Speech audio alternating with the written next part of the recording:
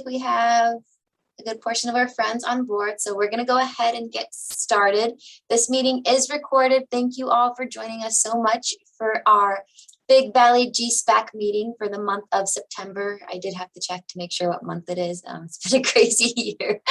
So we're going to go ahead and get started on roll call. Everyone should have access to the agenda. If you don't, please let us know in the chat, and then we can make sure we get that over to you. So we are going to start with roll call of our GSPAC meetings. It is 11:02. So Brenna Sullivan, and if you could please say here or raise your hand.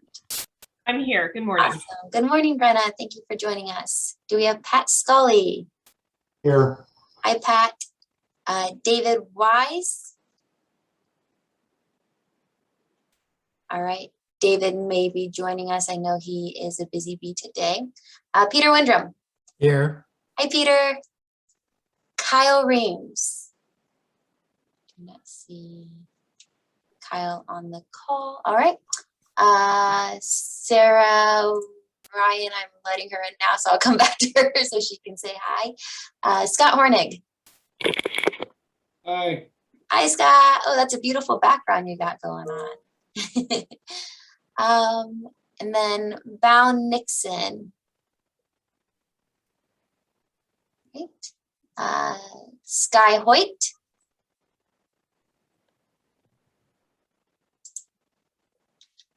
Sky, I see you on the call, but you are currently on mute right now.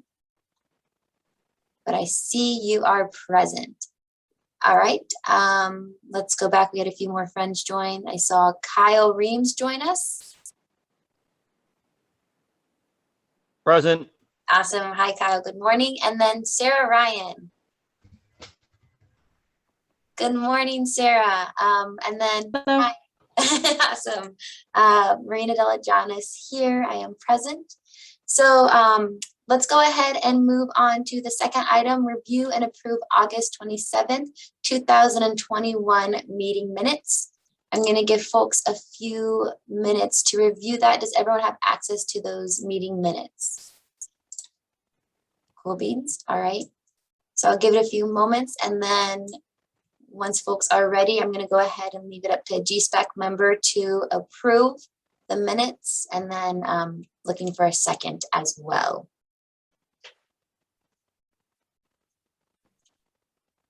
Marina, this is Brenna. I'll move to approve the minutes from August 27th. Awesome. Thank you, Brenna. Do I have a second?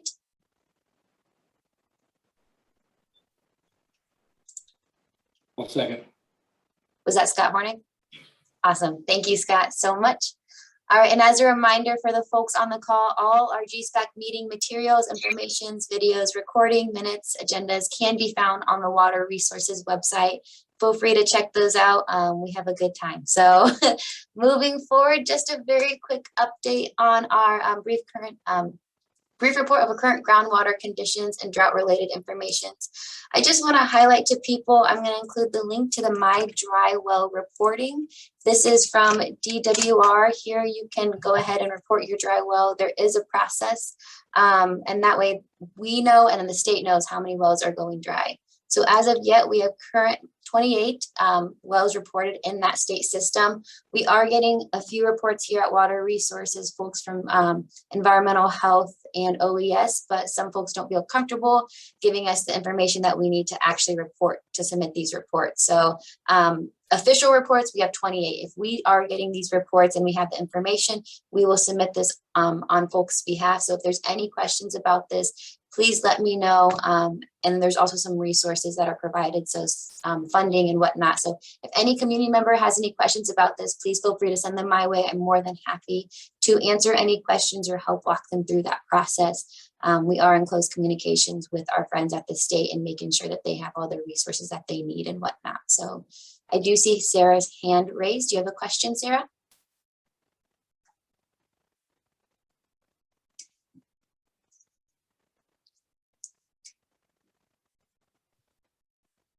Hi, yeah, two questions about the dry well reporting. Sorry, I got. You went back on mute. Sorry about that. Oh, no, you're good. Okay. Would you be able to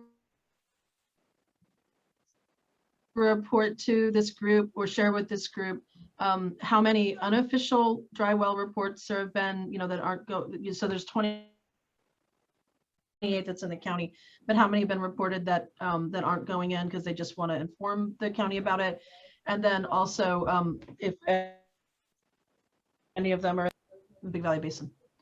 Yeah, thank you for that question, Sarah. So I don't have an exact number. I know in the past few weeks I've gotten 2 unofficial reports, and then environmental health has been funneling a lot as well. So I would like to also keep track of the unofficial reports, even if we don't have all that information. So I can only speak on behalf of Water Resource. We received 2, but I know that environmental health has received a handful amount as well. I don't know that number off the top of my head, but I can reach out to Craig and get that back to the group if there is of interest. And from my understanding, none of the unofficial reports have been in the Big Valley Basin. We're finding that a lot of these reports are happening down in South County, so Middletown area and Lower Lake area as well.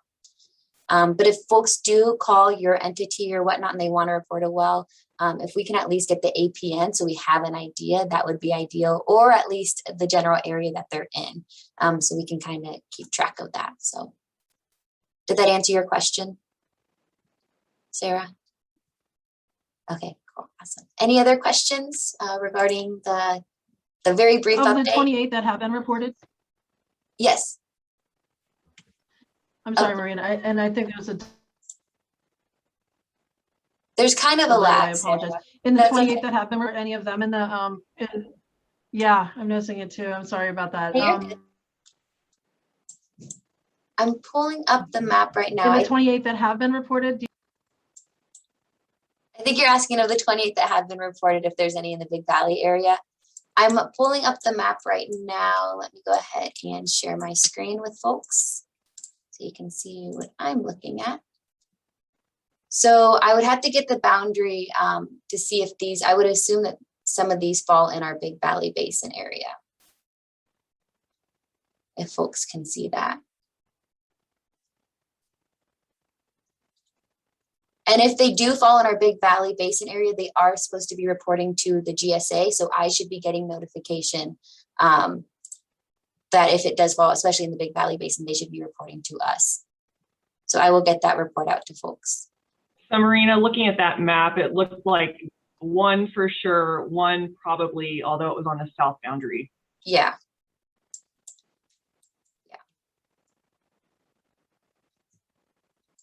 All right, any other questions about that?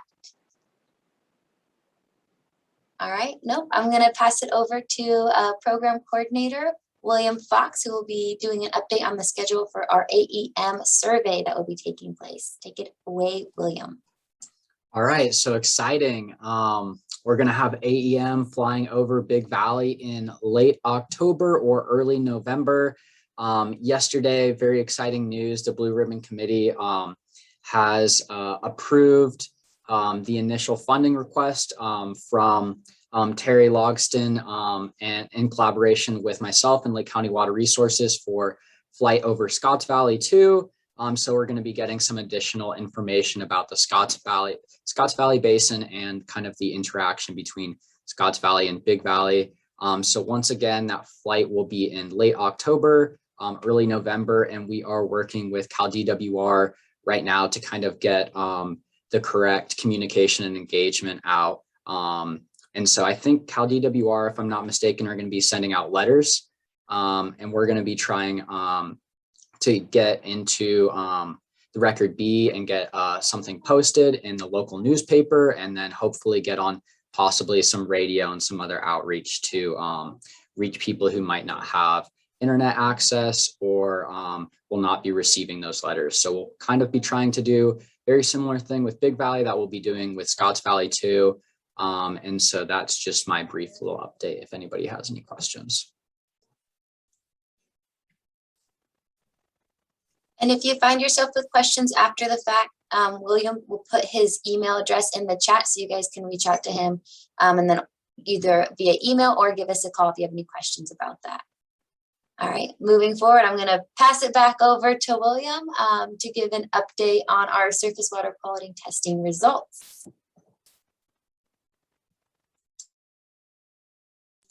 So we just received back our results, and we're working with Ludorf and Stantec to compile those results, and then the landowners will receive like an individual report on their well and the current conditions, and then we will also be presenting our findings for that water quality analysis to this whole group. But we've just received the initial results, so we're still working to kind of compile them into a format that's going to be easily readable and understandable for everybody. So look forward to that. We'll be sending that out in the next couple weeks, and also the property owners and well owners will be receiving their own individual update with their localized conditions for their well.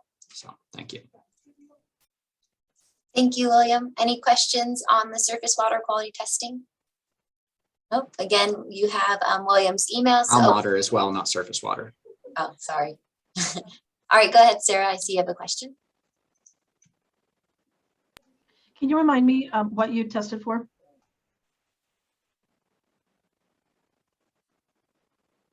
Yeah, let me see if I could bring up the whole, I don't know if I have it. It's a really, really long list. I'll try and post a picture, a link of all of the analytes in the chat once I get it up. Thank you, Will. Perfect. All right, so I'm going to pass it over to Christy for item 4, communication engagement plan. Go ahead, Christy. Just so that everybody doesn't think it's the Marina and William show only this morning. I'm going to apologize before I even start that if my feed gets very loud on my end. The air show is this weekend in Sacramento, and I currently have a F-35 jet going over my house, so it's a little loud. But Megan, if you could just start with the second, let's just skip the first one and go right to the second one. I wanted to give everybody a quick update on the communication and engagement plan that we're developing. And if you go to that first slide, please make a second slide. Sorry, second. Just a quick overview, and then we'll go through a timeline for the communication and engagement plan. But I just wanted to I've given a couple of presentations prior to talking about what the requirements are for under SGMA for the communication engagement plan, and then kind of broad-based of what our timing was and how it tracks with GSP development. So today I just wanted to kind of give an update on what's going to be included in that plan. It's going to be released next Thursday, and it'll go through a process where we're asking for input and suggestions from community members. And so I'm going to go over that timing of that as well. So just very quickly, from a broad overview, I've given some of these in previous updates, but that particular plan will include an executive summary that talks a little bit about what community engagement and outreach activities have been done.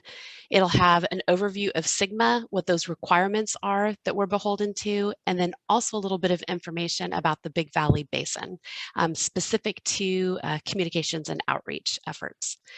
And also it'll provide guidance for how that plan will be evaluated and assessed over time. That's a very important component of that communication engagement plan. It's not something that gets developed and then set away. It's something that should constantly be evaluated, reviewed, analyzed, looked at ways that it can be made stronger, and then doing those updates along the way. So it'll have guidance for that. And then it also identifies in the communication and engagement plan about what the beneficial uses and users are specific to Big Valley Basin. And then also talks about the strategy for communicating with the stakeholders that we've identified. And those stakeholders are all of the beneficial users and uses of groundwater. It'll also walk through some of the methods and tools of exactly how we've done outreach and communications. That would include things like community events, public meetings. It would include the website or anything else that we've done. The interested parties list that we have, it would include all of those. And then it would also highlight, unique, I think, to Big Valley, is some of the special opportunities that we have to do a little bit more outreach, of which that big old helicopter flying is going to be one of them. So it'll call out those types of things also within the time period of the 20-year cycle of SGMA and evaluation. It'll include things like anniversary dates for SGMA or other things that we can do to capitalize on key developments or milestones that happen with groundwater, both for the state and for locally.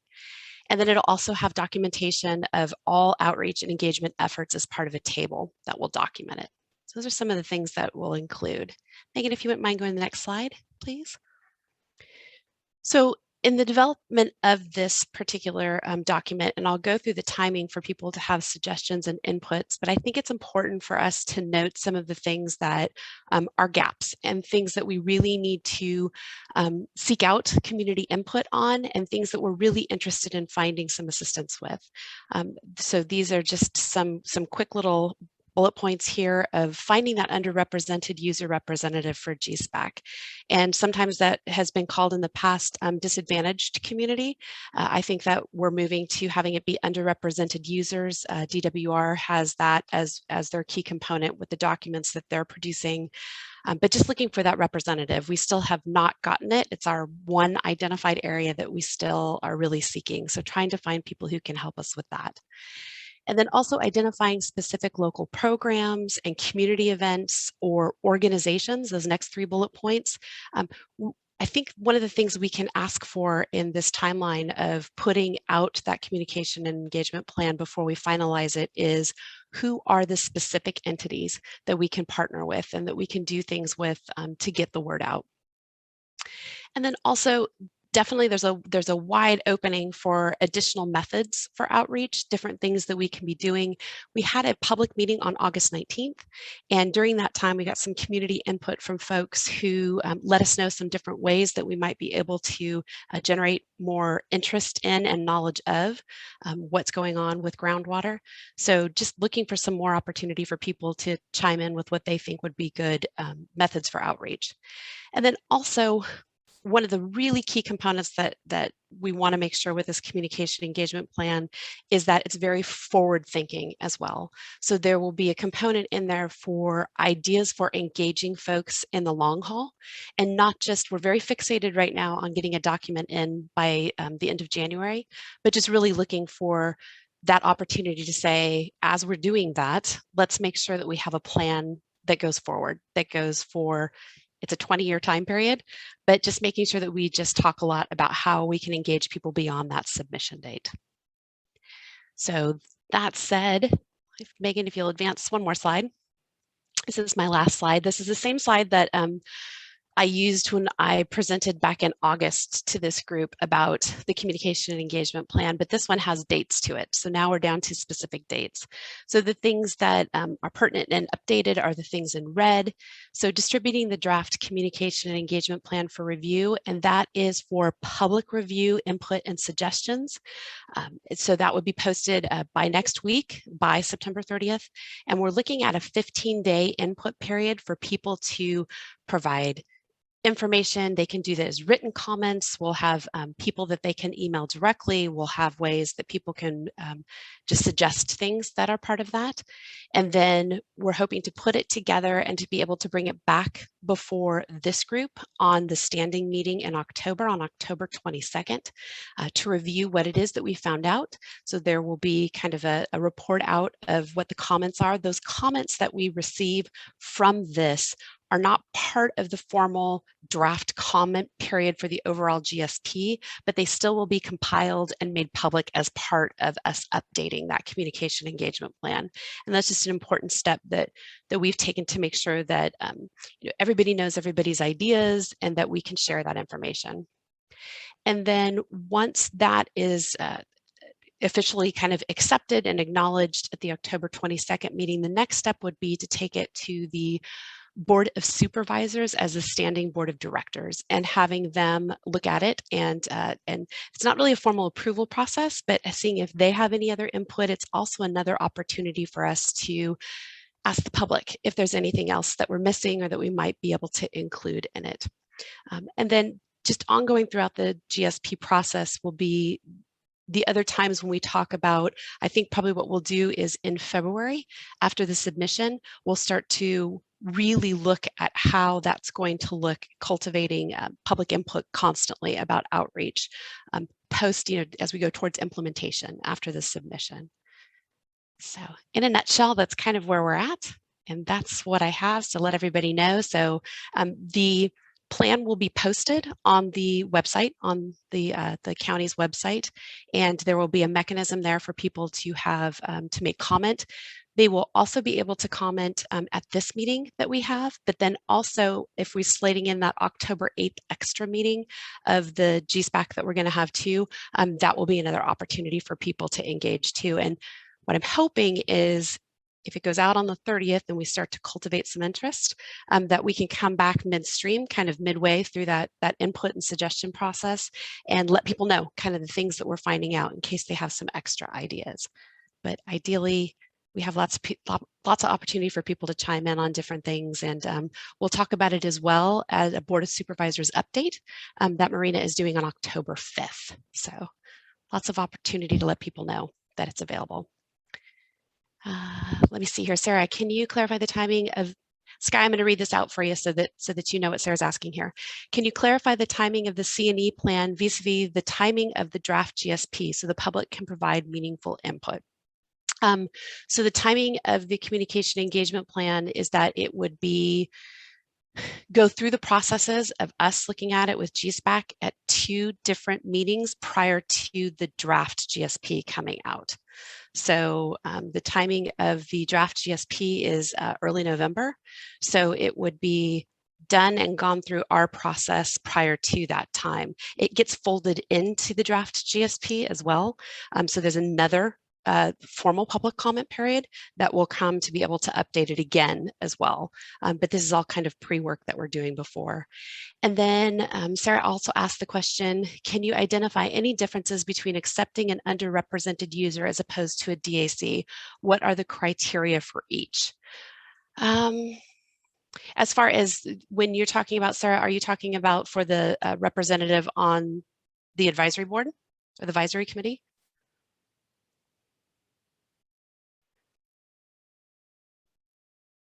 She's shaking her head. Yes, Yes. giving you a thumbs Okay. up. All right. So there are not 2 separate ones. It's the DAC was the original one, and now I think we're going to probably transition to having it be labeled as an underrepresented user. So there's not criteria for both of them. It is one position that's formally acknowledged on the charter. That doesn't mean that as we go forward, and certainly when the charter gets rechartered in February, which was part of the original plan for the advisory committee, we could include, different ones. We can include, I think we'll be further down the road and know a little bit more about who some of the other stakeholders are that we didn't capture early in the process. So there will always be the opportunity to have more people be part of the advisory committee at that time. It will change a little. I know the agreement was that some of the people who are on the advisory committee committed to getting this through to the submission date, but this is looking at a long-term kind of project and going forward. Sarah says, I understand, but if you're looking for an underrepresented user, is that in any way different from a DAC rep? Not in my estimation. Sarah, is there applying the differences that you wanted to bring forward for us to consider?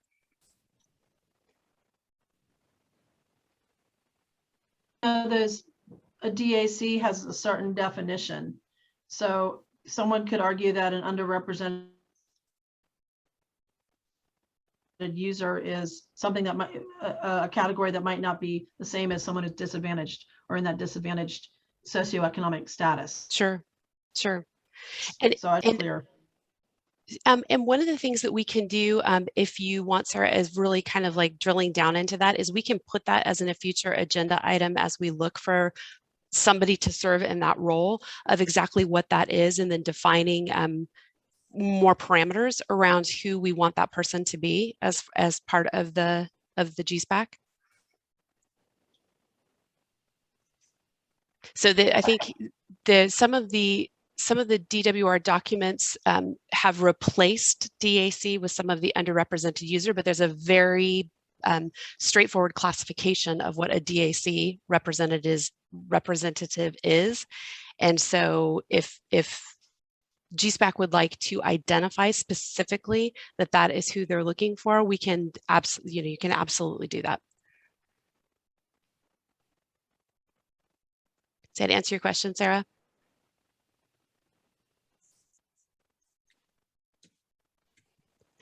If you want, Sarah, let me put that on. We are going to talk about the communication engagement plan a little bit more at the October 8th meeting. So why don't I put that on the agenda to just identify that a little bit more as far as who that representative is. Would that be helpful? I can do that. Any other questions?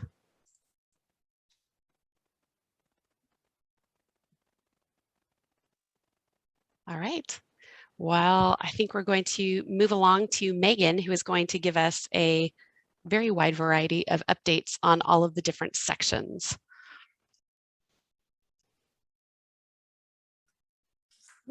I think this is a little bit out of order. Okay, there we go. So, hi everyone.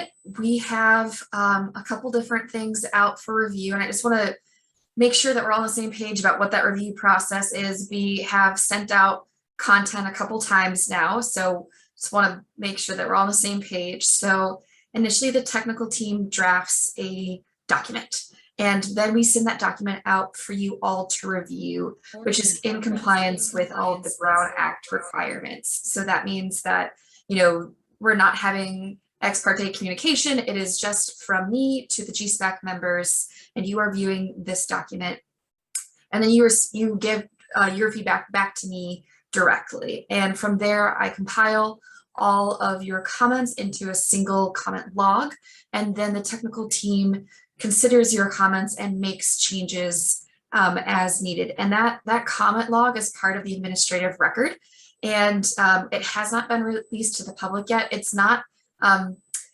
very exciting or anything that it's like a comma is needed here, or this section needs to have a citation. And so that's kind of the flavor of what those comment logs look like. But then the final document we then put, after we reviewed it and have the GSPAC feedback in it, we put it up on the public website, the Lake County's website, to be reviewed. And then it stays on there for a duration for the public to comment on. And then we take that all public comments into consideration, pull that document down and make edits. And then that document will be combined with all of the other sections into the draft in November. So that's the process that we're going through at the moment. So just wanted to just remind you all about that. So now when it talks about what we have out for review, what's been previously out and what's coming.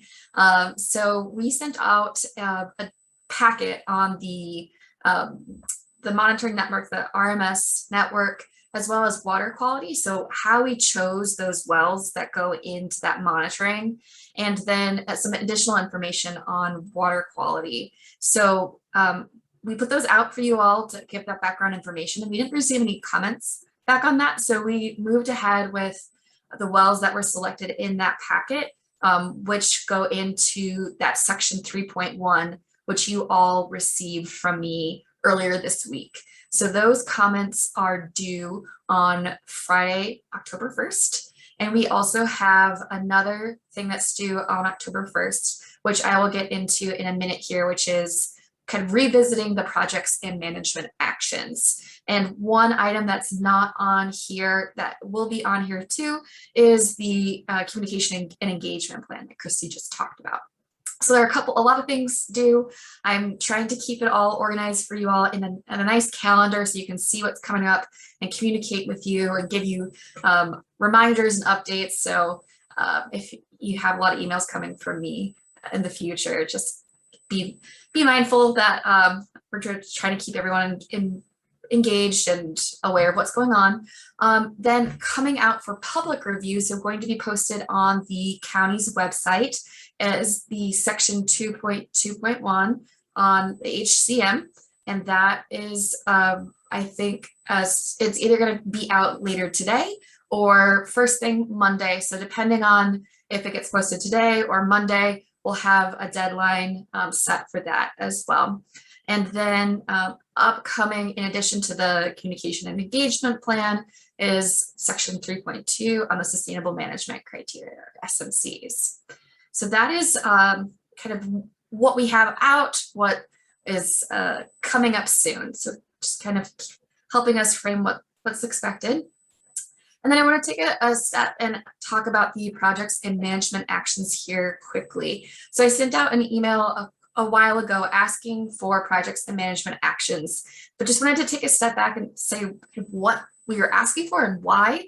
And so these are projects and management actions that will help ensure sustainability. So there can be a whole range of different things. They can be everything. I have listed here the kind of the 5 arching categories, everything from demand management to water supply augmentation. And so we put out this call to all of you and got some feedback, but actually we even had feedback from you before you even knew that we were asking for it. So when we put out our section 1 and 2.1, you all had some great ideas, and we said, that's a great idea, hold off for the projects and management actions section. So we've captured all of the comments that we've received, compiled all of those together, looked at reports that the county has put out, that others have put out, like Flow West, and then even spoke with the county earlier this week to kind of come up with a whole list of the entire world of what's possible. And so I just want to kind of walk through examples of what we mean by a couple of these things very, very briefly. We'll get into projects and management actions in October, I believe at the October 22nd meeting, and that will be a more deep dive into it. But just to kind of get you an idea of what the flavor of these things are, as well as ask for if you have any additional suggestions, just going to quickly run through a couple of examples. So when we mean demand management, an example of that could be studying different frost protection methods to reduce our reliance on groundwater. Another option is for education and outreach. And so this example came from Scott. He said, go into classrooms and teach them about water conservation. Then for monitoring and data management, this example came from the Rancheria at Big Valley. They said, restore and add gauges on Adobe Creek. And they had a whole bunch of other monitoring ones there, but this is just an example. And then one that we all have heard from you all a lot about is the Adobe Creek Conjunctive Use Project. And this would fall under water supply augmentation. And then we have another category, which is a catch-all for things that don't fit into these 4, which one of these could be studying the Scotts Valley, Big Valley groundwater interaction. And so that was a topic that we all has been brought up a couple times, and so having a more in-depth study. So again, we're going to go ask you all if you have additional comments now that you know what we're looking for and what we're asking for. If you have something that you think needs you'd like us to investigate, we're asking for you to fill out that form. I'll send it again after this meeting by next Friday. So that's October 1st, and so I'll have that all in an email to come out. And then again, we're going to talk about all of the ideas that we went or saw, how we evaluated them, and what we're going to move forward with at the end of October. So that is the projects and management section. And I think the next section is not mine. So I'm going to move on to, I think we'll move it back. And this is, we've got, I believe, Eddie talking about the status of sustainable management criteria. Great, thanks, Megan. So yeah, this is agenda item 5.5. So I think we've skipped over a couple of, but we can come back to GDEs if need be. So again, the last few meetings that we've had, we've sort of focused some attention on the sustainable management criteria, which will be factored or included into Chapter 3. And so I just wanted folks to kind of get a sense of where we're at with that. I know there's been some additional requests for us to share, groundwater level information, water quality information from essentially basin wide. So I know that data packet or those data packets have been issued to you all. I don't think we've received too many comments yet, but that's okay, because this section, and I've detailed sort of the table of contents there on the right-hand side of the screen. There's a lot of text that we have to kind of pull together. And so specifically to the SMCs for MOs and MTs, it's going to be a summary table. So finalizing the MOs and MTs is obviously really, really important, but it can be done, perhaps towards the end of October. But we just wanted to get the content pulled together. So hopefully next week, you'll see a draft of this chapter come out. And we'll put some, I don't want to call them placeholders, but we'll put some suggestions in there for the MOs and MTs. But again, I want folks to know that we're really looking for feedback and we're not making any final decisions on that right now. So again, look for that, hopefully next week, maybe the following week. And then again, what it's going to detail is a lot of the rationale, but on why we have to sort of develop the SMCs. We'll talk about measurable objectives, measurable thresholds, some of the undesirable results. But again, nothing's been decided. We just wanted to get the chapter content pulled together, and then we can change out the specific MOs and MTs in the summary tables once we get feedback from you all. So I think, Megan, that's it for this agenda item. Are there any Great. questions from folks specifically to SMCs or chapter 3 or the content that'll be included or schedule, anything like that?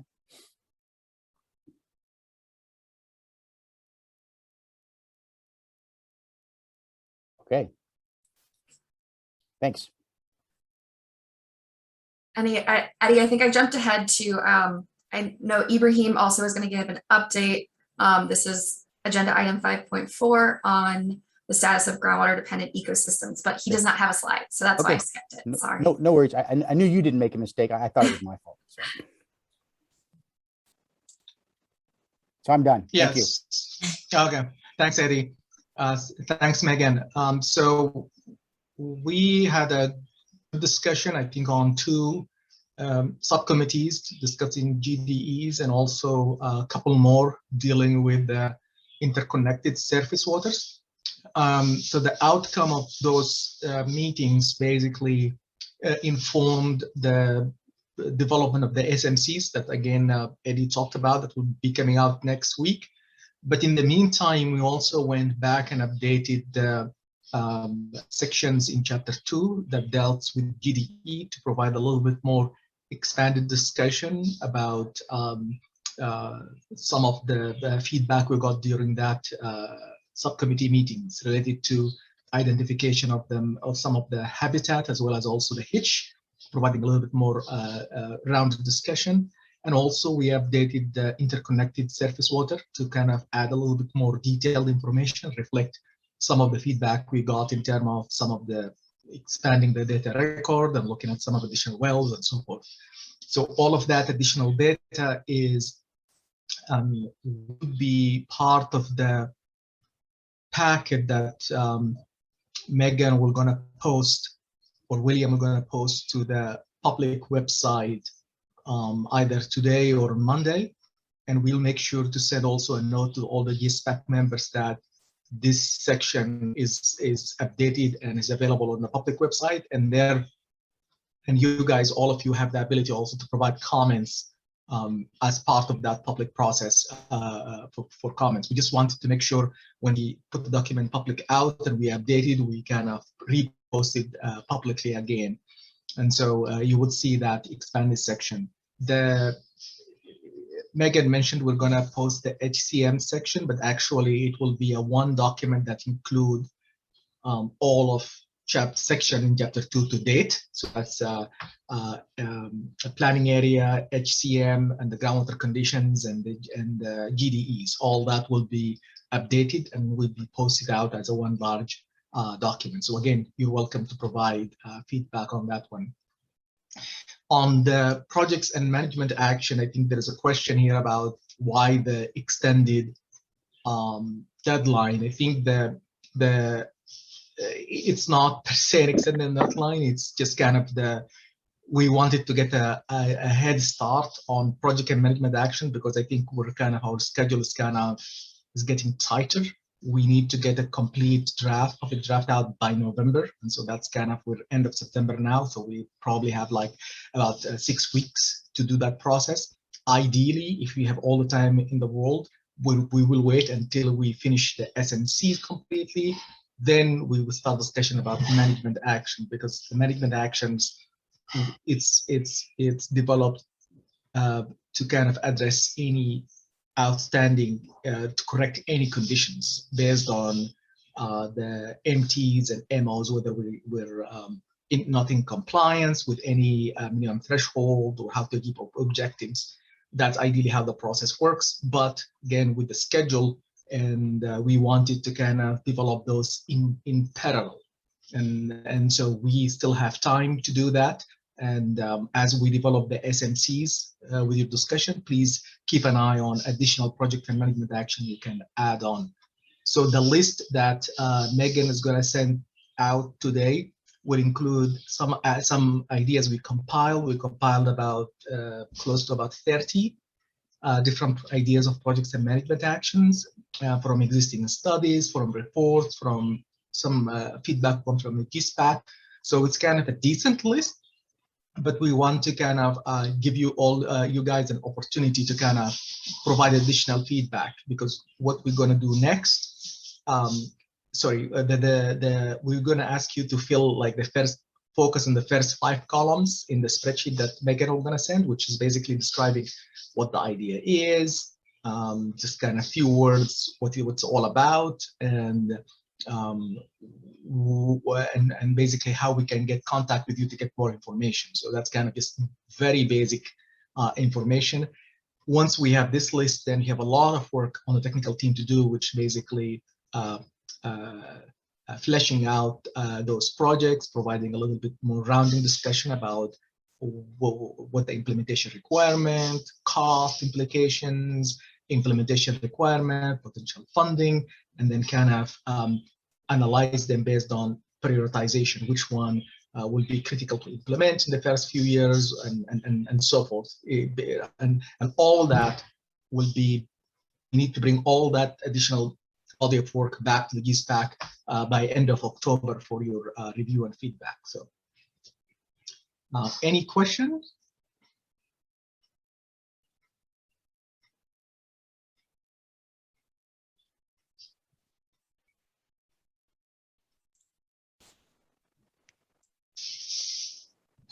Okay. All right. Thank you. Thank you, Ibrahim. Thank you, Megan. All right, so we are going to go ahead. Before we move on to our break, I would like to just give a little shout out. We did have our site visit number 2 with our consultants. So we had Stantec and Ludorf and Scalmanini.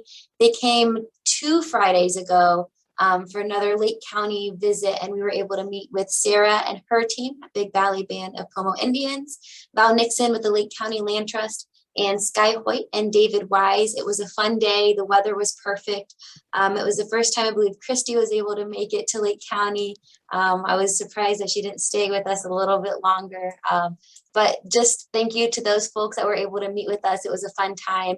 And for those folks that we haven't met with yet, you're not safe. I'm coming for you. I'll be sending you an email. We're hoping to do another field visit soon in the near future. So thank you all for that participation. It was great to get out in the field. Anyone have any questions or comments about that? Or Christy and your team, do you guys have anything that you would like to add? No, just that it was gloriously beautiful. Really beautiful. Yeah. We didn't even plan the weather that day, and it just worked out. All right, so we're going to go ahead and move forward. I believe we have a 5-minute break. Is that correct? We do. And just before we go to that, I want to clarify, I pulled up our charter document that chartered the advisory committee, and I want to confirm for Sarah and everyone else that specifically it is called out that that will be a disadvantaged community representative that is open for the charter. And if anybody needs to, I'll bring to the October 8th the classification language and just some of the other little details about it to share resources with folks. But it is absolutely labeled as disadvantaged community to follow up. Awesome. Hey, Marina, before folks drop off for 5 minutes, at some point, can you give Nick Newcomb control? Yes, I believe I did. Nick, if you did not get control, I made you a co-host, but if you're having issues with that, let me know. We can figure it out during this break. Sounds good. Yeah, let me see. I'll try. And we can play with that. Why don't we release everybody to take the break? And Sarah just said that she had a request in for the good weather that we had in Big Valley. And if that's the case, I'd like to request that all the time, and I'm moving. Yes. It's a beautiful day. Yep. All right, guys, go ahead and take a 5-minute break. We will be here right at the Let's give everybody a couple more than that. We'll say that we will absolutely be starting by 11:55. Perfect. We'll see you all at 11:55. All right, Nick, did you get access okay? I think so. Can you see my screen? Should be agenda I item can. 6. Yes, yep, we can. Perfect. So we're good till, what did we say? 11:55? I think that's. Yes, that is correct, Yes. Eddie. Okay, sorry. It's But like- like everybody in their seats ready to roll at 11:55. Got it. 11:55, ready to roll. Okay, cool right. beans. We'll be back 11:52 and a half. And I'm going to step away briefly as well.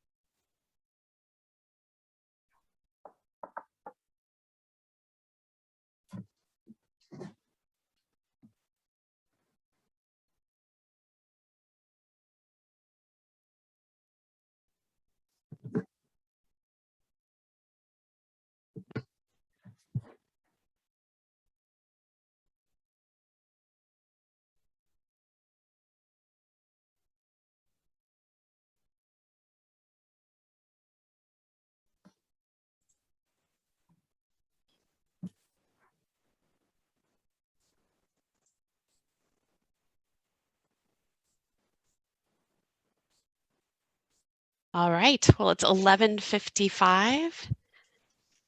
And if we could just make sure if the folks who are on the GSPAC can just turn their camera on or just give us even in the chat just to let us know that they're back. Do a silly dance, make a funny face. Cool. Hi, everyone. Sarah, better connection this time? No. No. Oh. All right, so with that, let's go ahead and get started. I am going to go ahead and pass it over for item number 6, which is our Big Valley Integrated Hydrologic Model Development and Preliminary Results. So we have Eddie and Nick. I believe Nick is sharing his screen right now, so go ahead and take it away. Great. Well, thanks everyone. So yeah, so this is Eddie, and then also got Nick Newcomb, who's leading the modeling, development, and calibration and simulations. So Nick, if you could just go to the next slide, please. So just a brief outline. I know in June we had connected. I think I had given sort of a model 101 presentation to this group. So I thought today I could maybe spend 5-6 minutes just kind of going through some of those introductory slides again, just to make sure everybody's sort of current. I know everybody's short-term memory is not what it used to be. And then Nick, then I'll turn it over to Nick, and he's going to talk a little bit about what's been happening kind of, on our end for the last couple of months related to modeling, model development, the calibration. We've got some, preliminary water budget numbers we wanted to share, and then also sort of give an update or a look ahead on where we're headed for the next, 6 to 8 weeks. So I think with that, I'll move on to the next slide. And again, we hear the term modeling thrown around a lot, but again, this is a tool that we really need to develop to sort of deal with these complex issues that we've all been talking about for the last several months. Water levels, water quality, surface water interactions, geology, pumping, land use. So that's kind of why we're using this model. So really, the model is an oversimplification of reality, but it's the best tool that we have. So the idea is we're gonna sort of feed all these inputs, land use, pumping, any historical information we have, feed it into this model. And again, the model has been developed. It's a physically based model. So we're trying to keep the inputs, the geologic information, the subsurface structural information as physically based. So when I say physically based, I mean it's based on real data as possible, and then that's going to get processed through the model, and then the outputs, water levels, gives us a sense of the water balance, how the model is handling land use, an overall water budget. That's the benefit of the modeling tool. So I think with that, I guess the takeaway message is it's a tool. It's not perfect, but it's the best that we have. So I think if we could move to the next slide. And these bullets just essentially summarize what I just said. So we're trying to take all this different type of information, water levels, surface water information, geologic information, and trying to integrate it into the model. And then also the idea is if we can get the model calibrated, so we can sort of, get the model to match observed historical conditions. So the model can match a water level from 2000 the idea is we can use that model as a predictive tool to kind of look into the future. So, what would happen if, as an example, agricultural changes occurred, and if more vineyards came online, what would happen in the future if those changes were made. So again, we're not saying that's going to happen, but just gives us a tool to kind of to look into the future. And of course, another aspect of the model that's really important is sort of it's more of a management tool. So it helps obviously inform stakeholders and the managers, but also as new information becomes available. I know we've got some plans. We'd like to get some more stream gauges installed. We can incorporate that information into the model, and so the model just becomes a more refined tool as we kind of move forward. So I think that is the next slide. So again, none of us would be here today if it wasn't for the GSP regulations. And so in these GSP regulations, there's some specific requirements. So we have to develop water budgets. So we have to develop a historical water budget, a current water budget, and a future water budget. So that's another valuable tool that the model can help us sort of crunch those numbers and provide those outputs. And then also the model can be utilized to help support the sustainable management criteria. So, we've talked a lot about water level, lowering of water levels, degraded water quality, surface water depletions, but then reduction in storage and surface water depletions. We know we don't have a perfect data set, but we can utilize the model as a tool to help fill some of those data gaps. And in some cases, not only fill the data gaps, but use the model as a tool to identify where we have data gaps and then look to ways to fill those data gaps.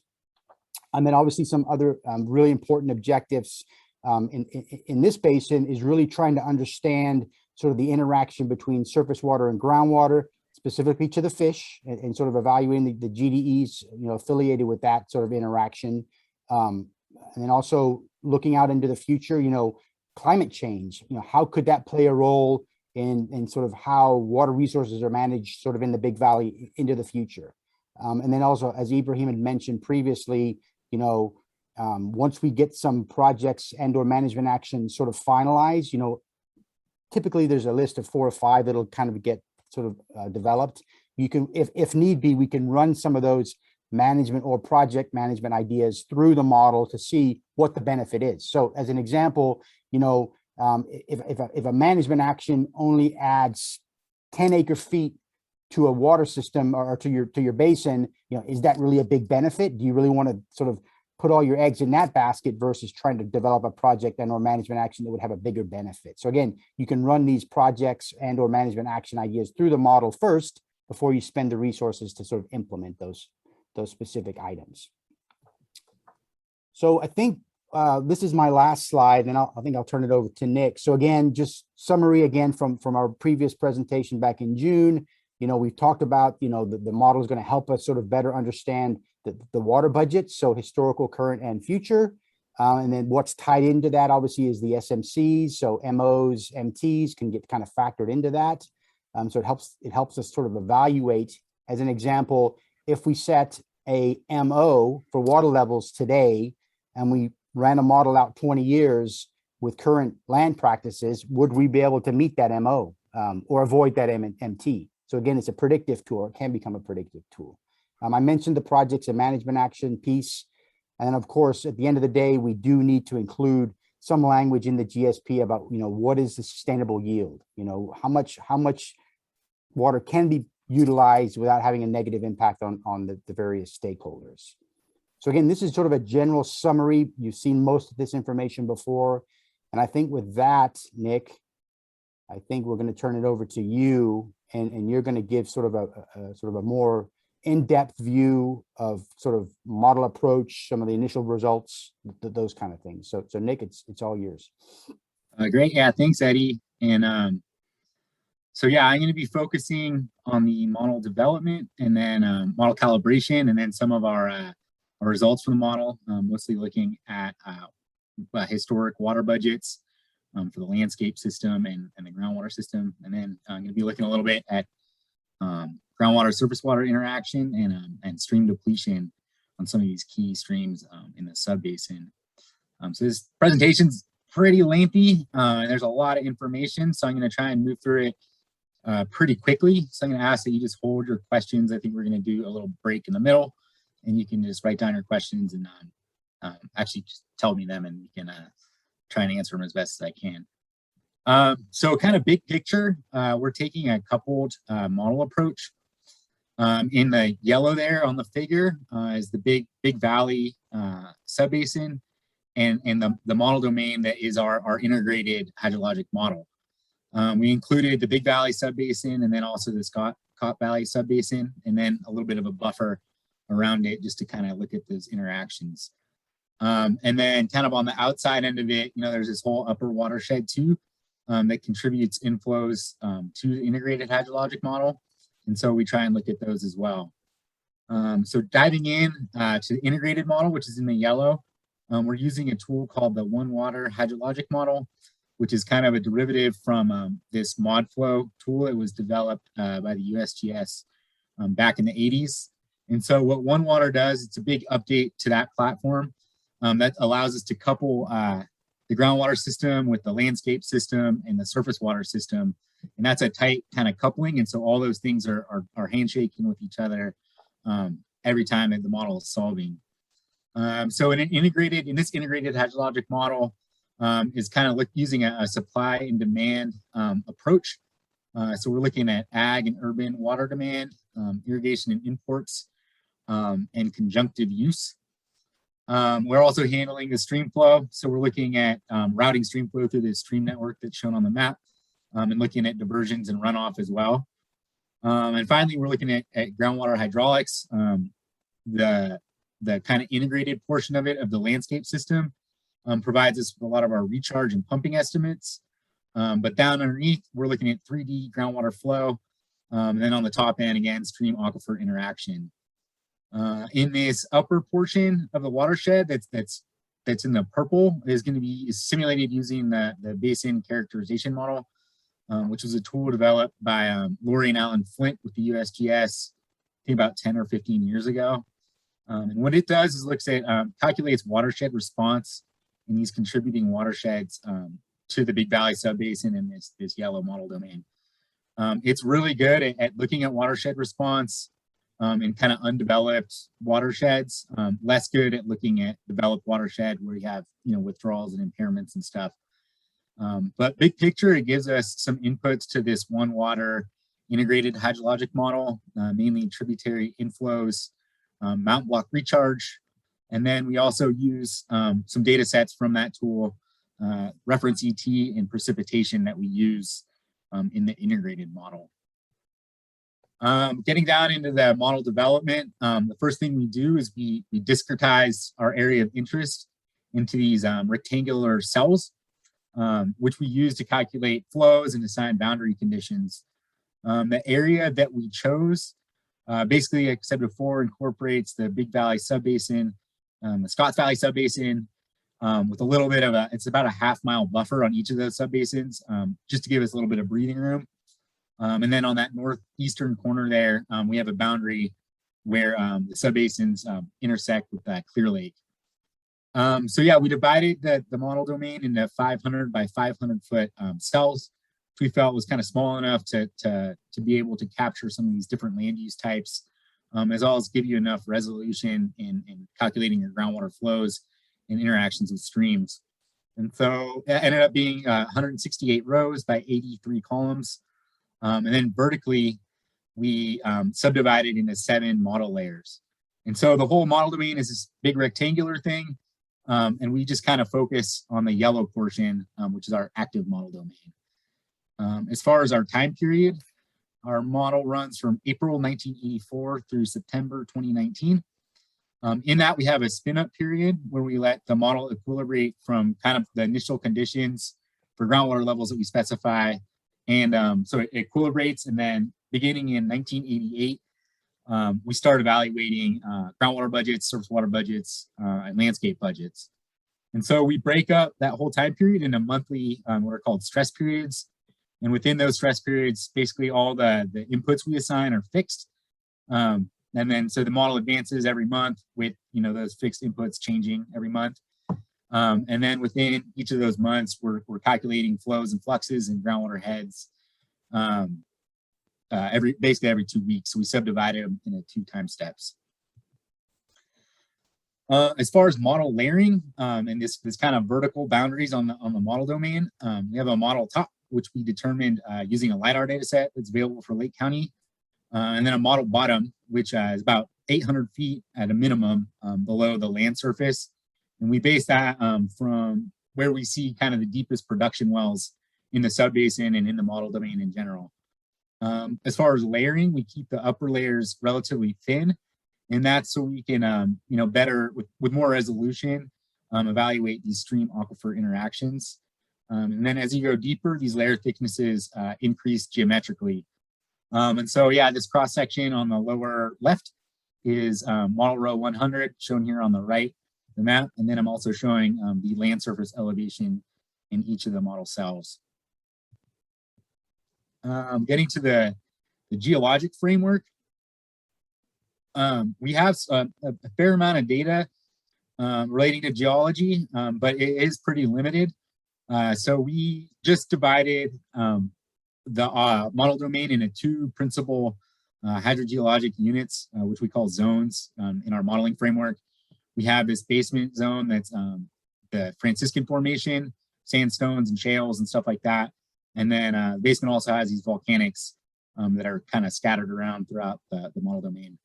And then over here on the map in the orange, moving to kind of tan color, we have this alluvial unconsolidated aquifer. And that's where the majority of the groundwater pumping is happening from. So in delineating these zones, the main thing we used was developing a 3-dimensional surface elevation of the base of the alluvial aquifer. And we based that off of superficial geologic maps, some geologic cross sections that were developed by the USGS back in 1967.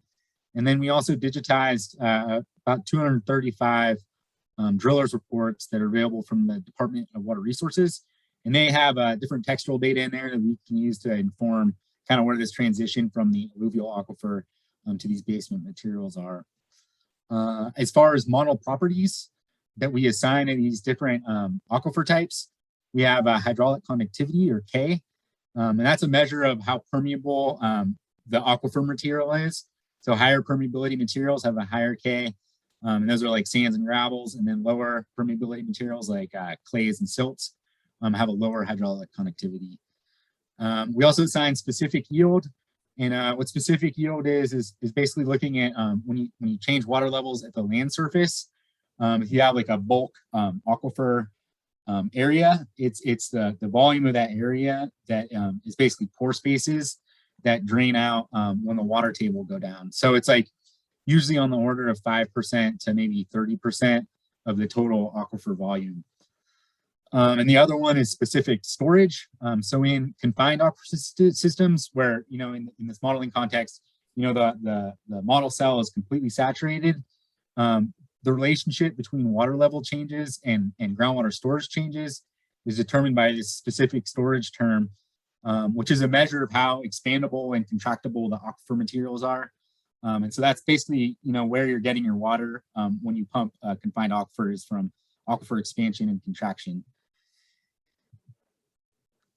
Moving a little bit further down into the geologic framework. So again, we have these 2 zones, this basement zone and this alluvial zone. And so within this alluvium, we used the data from DWR, all the textural information, and we did a textual analysis from the drillers' reports. And this is just in the alluvium. And what we did was basically assign each texture as a coarse or fine grained material.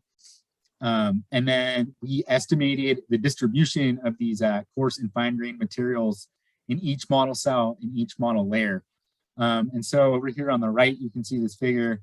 It shows the distribution of coarse and fine grained materials in each of the model cells, where the redder colors, hotter colors are more coarse grained materials, and the green colors are the fine grained materials. And you can see kind of along this edge too, out here is a kind of a thin veneer of alluvium for the most part. And so when we assign, you know, either alluvium or basement to these cells, basically the model thickness doesn't capture that thin veneer, so that the model cell gets assigned a a basement unit.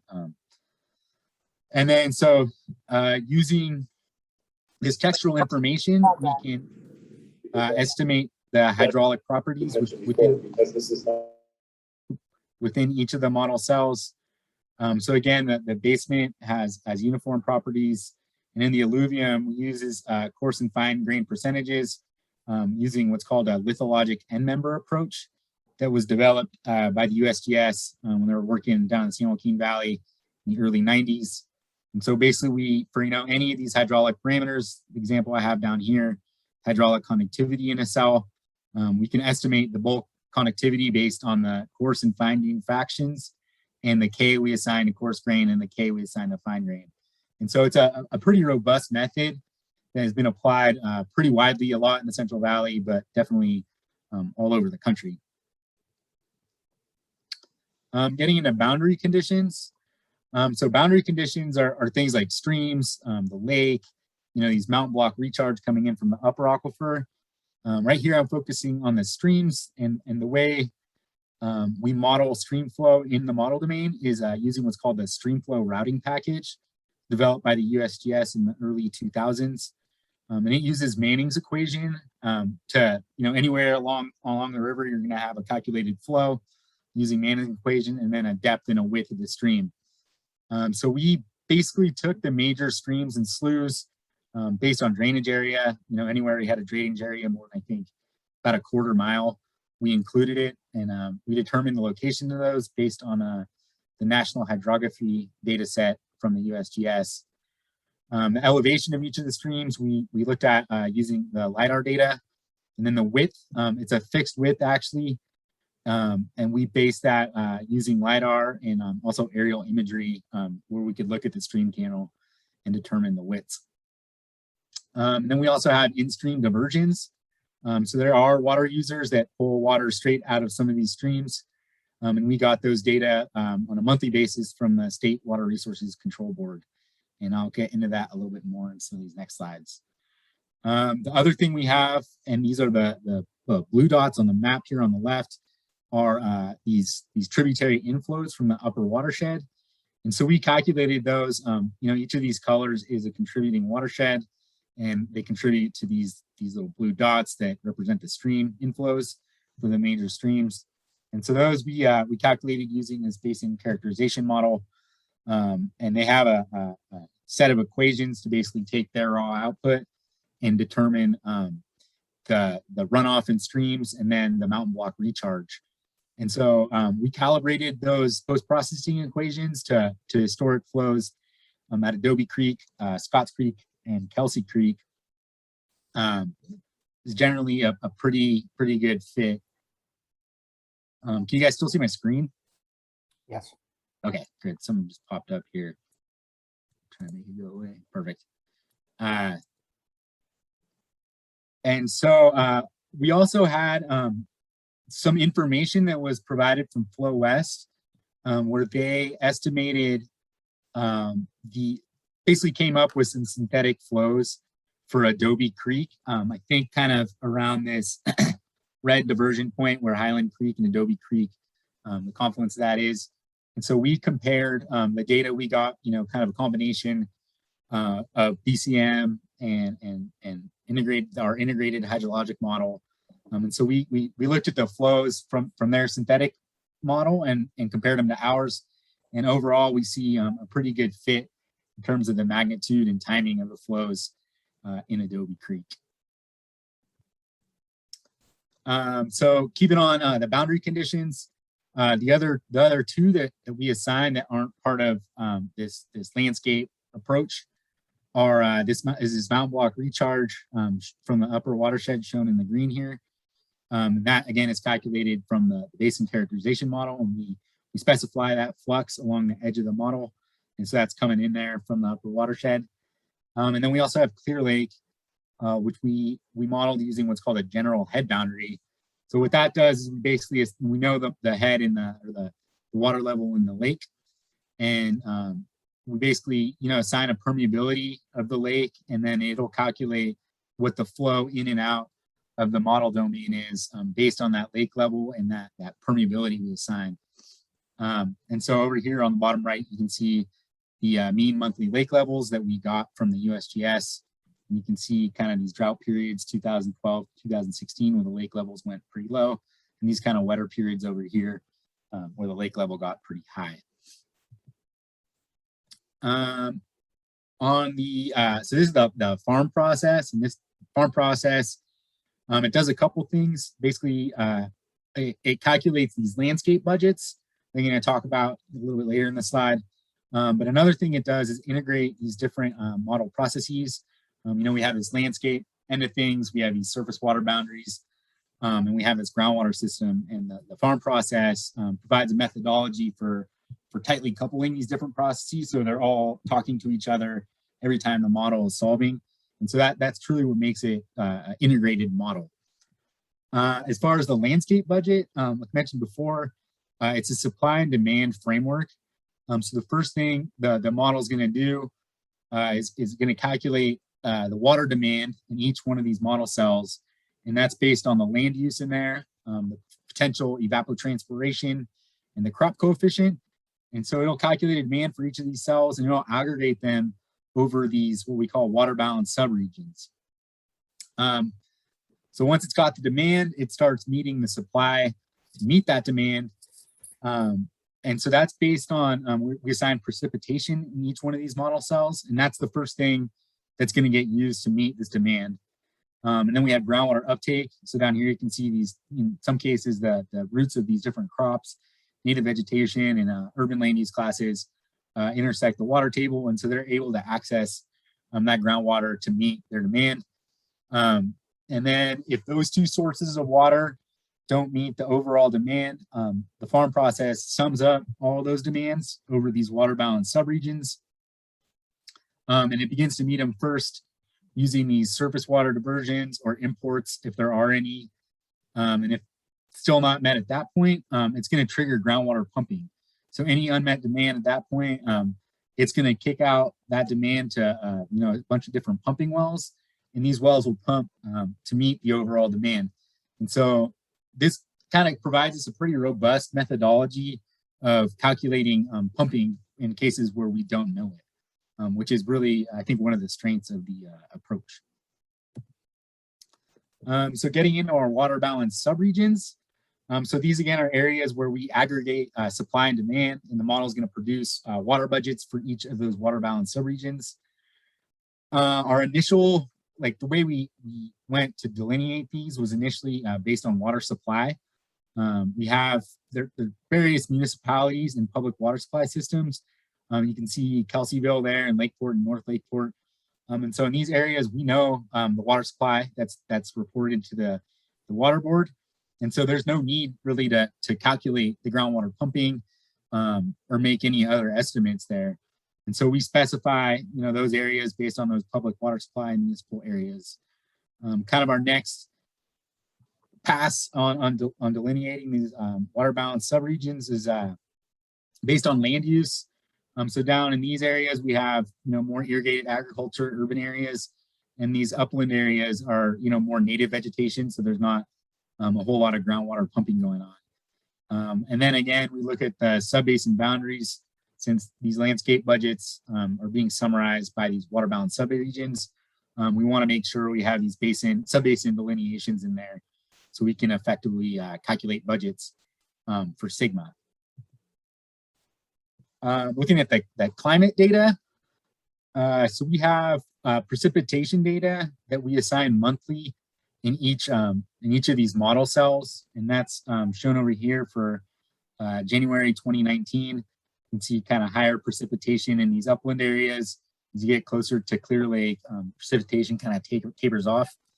And so we got those data were released in the BCM in their 2021 release. And they're derived from the PRISM Climate Group up at Oregon State. And they produce basically spatial grids of different climate variables. And so using those 270 meter data, we downscaled those to our 500-foot cells. And so you can see, you get pretty good resolution on these precipitation data. Similarly for potential evapotranspiration, again, that PRISM Climate Group puts out these different climate variables. And what they do at the USGS using the BCM is calculate the potential evapotranspiration using what's called the Priestley-Taylor method. And that's a simplification of the kind of more robust Penman-Monteith equation, but it's also, it's pretty effective and gets pretty accurate estimates of PET. And again, those data were included in that 2021 release and downscaled to the model cell. Getting into land use. So we came up with a distribution of land use for kind of different snapshots in time. And we got those data from DWR county crop surveys. One was done in 95, 2001, 2013, and 2018. And we did some initial, we didn't do it, but we contracted with this group called Land IQ, and they did some additional refinements on those data to try and get us the kind of best available data we could get out of those. And so one thing to note is that the 95 data from DWR were pretty poor in terms of resolution. And so they were giving us, these kind of tears in these land use classes. And so we actually ended up kind of not using that one. I think with, a pretty substantial effort, you'd be able to derive a useful data set from those, but not something we really had time for in this effort. So we take those different land use classes provided by DWR, and we aggregate them into kind of these simplified land use classes that are based on similarities in water use. Kind of the big ones in the subbasin on the crop end of things are grapes, walnuts, and pears. There's a lot of native land, as you can see in the green. And then these various urban land use classes, which we also account for. So for in each one of these cells where we assign land use class, we assign a crop coefficient that is used with the potential evapotranspiration to calculate a crop water demand. We also assign things like runoff fractions, rooting depths, which is going to determine how well the crops are going to be able to access groundwater. And then things like irrigation efficiency. And this pretty simplified list, there's a lot of other parameters that get assigned, but I think these are kind of the main ones that really drive the system. Finally, we can look at water supply. Like I mentioned before, in our delineation of the water balance subregions, there's these municipal areas and small public water supply areas where we have data, and those are reported through the electronic annual reporting system maintained by the Water Board. And those were available for Kelseyville, Lakeport, North Lakeport, and some other pretty small public water supply systems. So these areas are, especially in Kelseyville, is reliant on groundwater pumping, but we know that pumping that's reported, and so we can assign that pumping. Where in these other areas where water supply is a bit fuzzier, we're going to calculate that pumping based on water demand. And then we also have these in-stream diversions, which act as a source of water. And so we got those diversions on a monthly basis from the water rights management system that's maintained by the State Water Resources Control Board. Those go back to, I think, about 2008 or 2009. So before then, we just had to make some estimates based on water year type to try and fill in those historic data. The last source water supply is from pumping wells. Again, we have these municipal and public. Hi, would Tuesday work? Oop, I think someone's got to mute themselves. Anyway, we got municipal and public water supply pumping that we know and we measure, and so we assign that on the front end. We have domestic pumping, which can be broken down into indoor pumping and outdoor pumping. The indoor pumping we specify on the front end because that's not a demand that's determined by land use. It's determined by population of people and per capita daily water use, which we also have estimates on. And so we estimated the population based on the 2010 census, and then we're able to calculate that indoor demand and specify it to those wells. And then there's also outdoor demand for watering and landscaping. And so we also assigned, well, that pumping wasn't assigned, it's calculated based on the demand for that landscaping. And so that's calculated dynamically through the farm process. And lastly, we have agricultural pumping, and that again is calculated based on demand. And so those are the blue wells or the agricultural wells. These green dots are the domestic wells, and the red dots are the municipal pumping. And as far as construction and location, we pulled those from DWR has a database of well construction, well location, which isn't complete by any means, but it provides a pretty good estimate of where the bigger pumping demands are, and also gives you a sense of construction. And so we assign these, I think there's maybe about 200 agricultural wells, a few hundred domestic wells, and a couple dozen of these municipal wells and public water supply wells. I'm gonna pause there before getting into model calibration. If you guys have any questions, yeah, please feel free to ask them on the model development side of things. Bethany has a question for you, Nick. Bethany, go ahead.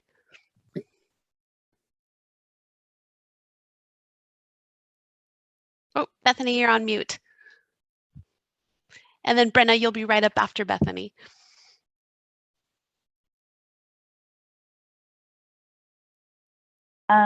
Yeah, so I was just wondering if there are still going to be plans to have these subcommittee meeting that is focused on this. It's a lot of technical information. I can address that. Yeah, so we do have a model ad hoc, and we can, we can definitely get that scheduled. We're just trying to, the schedule's driving everything here. So, but if others think that's critical, we can make that happen. Brenna, did you have a question, comment? Yeah, I was just a quick question in the crop type modeling, I'm guessing it's based on kind of aggregated irrigation rates. Was there dry farm irrigation rates incorporated as well, or was it, I'm wondering what the resolution was, especially on things like grain hay, which are almost entirely dry farmed in the Big Valley Groundwater Basin, as well as walnuts. And that one's a real tricky one because some are, the irrigation rates on walnuts are kind of all over the map. I guess more in Big Valley, they're more irrigated than in other parts of the county. I'm just wondering how that was addressed in kind of the cell level of looking at what's the dominant form on the landscape. Yeah, well, so the irrigation rates, they're calculated by the model. So everything is being driven by the ET, the evapotranspiration. And so, as if you're up in these upland areas where the crops don't have as good access to the water table because it's deeper, you're going to have more irrigation. Whereas in the lower portion of the subbasin, where the water table is shallower, more of that water demand is going to be met by ET from groundwater. And so as a result, the irrigation demand is going to be less. So there is a way of addressing that, but it is, I think, probably pretty difficult to get down on a really fine resolution scale of different irrigation practices. I'm not aware if that information is available, but definitely send it my way if it is. And then, yeah, as far as grain and hay, my understanding is that is grown mostly in the winter and into the spring. And so, yeah, the water demand there is going to be met more so by precipitation than any irrigation or groundwater pumping.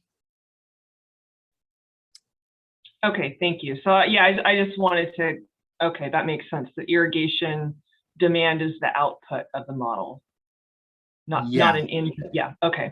Mm-hmm.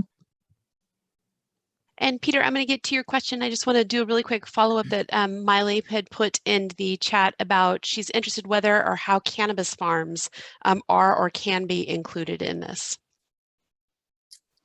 That is a good question. And at least for the historic period, it's difficult because my understanding is that a lot of these cannabis farms are kind of flying under the radar. I think so they're not included in these land use data sets that are available from DWR. Going forward though, I think, and definitely in the more recent history, there probably is information on the location of these cannabis farms. And going forward, I think that's going to be even more so the case. And so I think as far as our projections, it's definitely something we want to consider, especially if it's going to be a substantial, water demand in the system. So that's a good question. And actually, it might be worthwhile if there are any resources related to cannabis cultivation, please feel free to send them my way. Yeah, and Scott had identified that as well as being a thing. I know that Nick, Brenna, you and I had some conversations about it early on. It was just too preliminary to have some of that information. And I know that UC Berkeley has a special study kind of group that they do where they're studying water usage. And so that might be helpful for us too, just as an avenue. And I believe that somebody had said quite some time ago that anything that was done within Big Valley would have to be inside. Is that correct? And not an outdoor crop or something to that effect? So that's moving forward, Christy, but Nick is correct. In the historic period of time where they're running the model, it's going to be difficult, if not impossible, to constrain the locations and locations of those operations because they didn't come online legally until 2018, so there's no record of size and size or location, anything like that.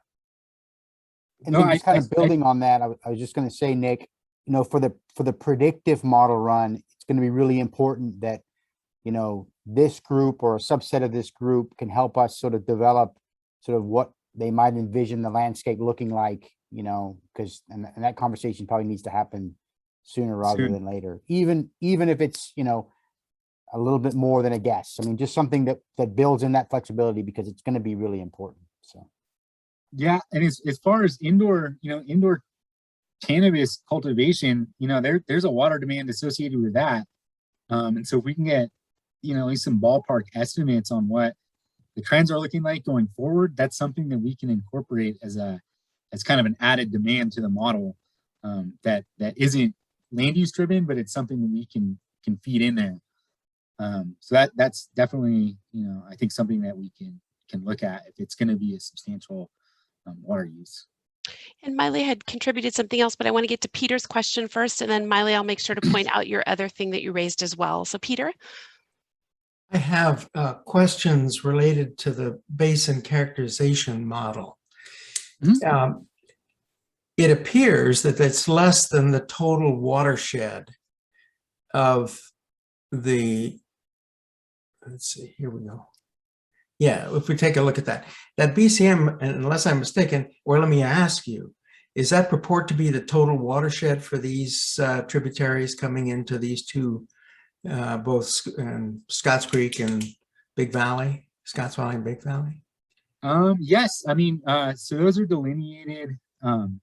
There's different watershed delineations and catchment areas that are provided in the National Hydrography Data Set by the USGS. And then, so we use those. And then we also, there's automated watershed delineation tools that are available in ArcGIS. So we also use those and we're able to, I think, pretty accurately calculate the contributing watersheds. Okay. So yeah, to my understanding, those are complete. Okay, I wanted to just make certain or verify whether that was the case. Following up on Brenda's question too, when you talked about the assumption that water pumping would be greater in higher areas than down in the valleys, I think that was, I believe.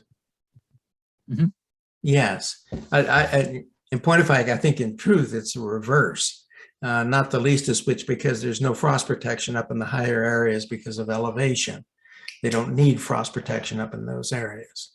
And the irrigation that's done up there is simply for vineyards and it's all drip. So there may be an assumption there that it may not be borne out in fact. So I wonder. Yeah, and I think that's important to recognize. So that's in terms of demand. I think that a grape that doesn't have access to water, say, to groundwater, is going to require more irrigation in general, where one that does is going to require less irrigation. And notably, we are still kind of working on estimates for frost protection. And so that's not something that we've included at this point.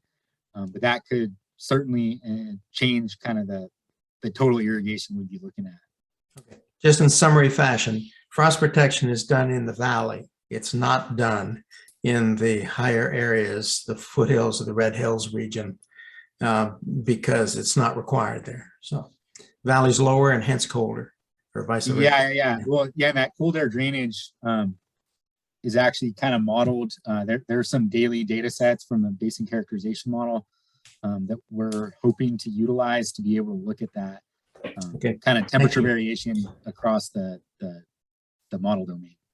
Yeah, thank you. Nick, to follow up on the Can you hear me now? Oh, hold on, Sky, just 1 second here. I just want to say to follow up on the cannabis cultivation. Nick, Pat is with us from DWR, and she offered a resource with DWR, who is, I think he's a senior land use scientist, and he might have some information for us on the cannabis cultivation front. Some things that we might be able to use. So Miley, I'm not going to forget your other piece. Let's get Sky in here, and then Miley will go back to your consideration as well. Sky, go ahead. Yeah, well, I wanted to follow up on Brenna's question about the irrigation of walnuts. And I think what I got from Nick's statements was that he was presuming that walnut growers were monitoring ET numbers and scheduling their irrigation based on that. And I don't, I'm not out there talking to everybody, but I don't think I know one walnut grower that I know who monitors ET to schedule their irrigation, much less really does a calculation based on available groundwater and that to figure that out. So I thought Brenna's question about walnuts was particularly right on. And there are all sorts of different approaches to walnut irrigation. So, I mean, I didn't really get exactly how you're using those numbers, but there's a fair amount of walnut acreage out there. And so that could be a big error factor in that. Yeah, and that's a good point. And definitely a source of uncertainty. And I'll get into that. So we can kind of fake it. We don't have the high resolution data. We don't know what each grower is doing, but we can kind of make some generalizations based on using irrigation efficiency. So, and I'll get to that later. And I was hoping to get, since you guys are the boots on the ground and have a lot of this local information, I'll be showing some results on that coming up here, and definitely hoping to get some input so we can constrain that a little bit better if possible. Brenna, did you have a follow-up to that? Yeah, I just wanted to kind of follow up with what Sky said and kind of this broader conversation about getting higher resolution out of our crop use groundwater pumping data. I'm assuming that at some point, once we get the outputs of the groundwater model, we're going to be running it for a lot of different parameters and then ground truthing based on what the actual data say. I do say that it's going to be difficult to ground truth actual irrigation pumping, on what's actually happening on the landscape on a farm by farm basis, because as Sky just alluded to, there's so much, not so much in grapes and pears, but definitely in walnuts, there's just a ton of variation in farming practices and groundwater use within individual farms in Big Valley. So it would be great if we could find a way to ground truth some of that output that the model's going to give us from groundwater pumping. Maybe I can try to get a hold of some of that data. I just wanted to highlight that's going to be very difficult. Yeah, and I think if I can make one more comment. Sure, Sky, go ahead. Okay, now I just want to preface this to tell everyone that I have never grown indoor cannabis or outdoor cannabis in Big Valley. But I do have extensive experience growing so-called indoor hoop house tomatoes in Big Valley. And we did have is referring, now this is all about ET in the greenhouse versus outdoors. And we spent a lot of time, we grew the heirloom tomato Brandywine, which is exceptionally prone to cracking. And the accepted wisdom is the cracking is caused by inconsistent water supply. Most people say you water it too much, but it could be that you watered it not enough the day before. So we spent a lot of time trying to figure that out. And I constantly adjust the irrigation based on the observed evapotranspiration at the Kelseyville station, and found that not accurate enough to prevent cracking all the time. It was a good idea. Before I stopped farming, I was getting ready to rent or buy an ET recording station to place inside that greenhouse to try to figure out if I could monitor ET inside the greenhouse and eliminate the cracking. So I can't tell you how the difference is, but I can guarantee you that there are differences in the indoor ET and the outdoor ET, or at least I can guarantee that using the outdoor ET, I couldn't eliminate cracking in the Brandywine tomatoes. That's all. And Scott, I know Bethany had posted something in the chat that I know that you can't see. Bethany, did you want to just make a quick comment based on what you had put up in the chat? Yeah, regarding this Sky's comment, I was just saying I agree that using ET as a way to get at how much folks are using to irrigate crops really is a very conservative estimate of pumping to me. I think assumes that everyone is giving exactly the amount of water that their crops need to be most efficient use of water. And in terms of how can we ground truth it, I mean, to me, measuring pumping of a handful of people of different crop types could potentially be a way to ground truth these estimates. Yeah, and that always comes up no matter where we're at. And so, folks have different reactions to, that. But I think we all could agree that that is the best method, but enforcing that is that's a heavy lift. Yeah, and Brenna had added too in the chat that as far as calibrating the model in the short term, measuring pumping rates is not feasible. Right. So just to note. I do want to go back to Miley had given, I'm sorry, Bethany, did you want to jump in with one more thing on that? I just kind of wanted to know why it's not feasible. So I can answer that. So if we're looking at calibrating this model for putting it into our sustainability plan for submission by January, most of the groundwater use is done this time of year, pumping is over. And so that would be more of a long-term project, that probably a multi-year project that, as Eddie alluded to, would take a lot of heavy lifting for a number of reasons. So in the short term, in narrowing down kind of exactly as close as we can get to actual groundwater pumping rates in the valley, we're out of that season already.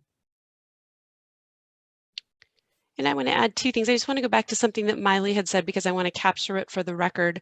Miley had also said the consideration for trucking water out of Big Valley, for taking water in Big Valley and taking it out to other areas. Trucking's become a big issue. And so she just wanted to note that, and that we might want to consider that as part of the calibration of the model. And then Val, do you want to say what you've put in the chat here? Do you want me to read it? Christy, can I respond to that initial question about trucking? Go ahead. No, that's good to know. The question is how much? And so if somebody wants to kind of take that on, I don't know how we would go about doing it. I don't know if anybody's really even tracking that. I have a feeling in the big picture, it's probably not much, but if folks have any more details on that, please let us know. I'm sure Marina has a window into that world. Sure. Yeah, I just want to add that that is a big focus right now, especially for the Board of Supervisors, and there's some preliminary discussion going on and working on ordinances and whatnot. So once we have those discussions, I actually have one taking place at 3 with next door, the Community Development Department. I will keep everyone in the loop. So. And Val seems to be, I think, a GDE related question. Val, do you want to ask your question or would you like me to read it? I'll just read it. Is there a calculation of native plants' roots depths and what water is needed for their survival? I'm noticing at Clear Lake State Park, there's a standing cottonwood tree die-off. So they're not just ones that have fallen, they're just dying as they stand. And I'm just wondering if that's included in the model or the study, if we're looking at, besides where native plants are, how is this affecting them, the groundwater use? Yeah, so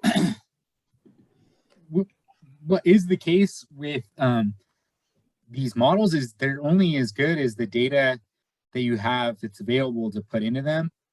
And so on the native land use class, we couldn't get any more high resolution than what I'm showing here. We do have native riparian land use class. And so those rooting depths were estimated based on a database that DWR put out as part of the Sigma planning. And so, we're able to put in that depth of native riparian, which is a GDE. And yeah, you can track the, you can look at as an output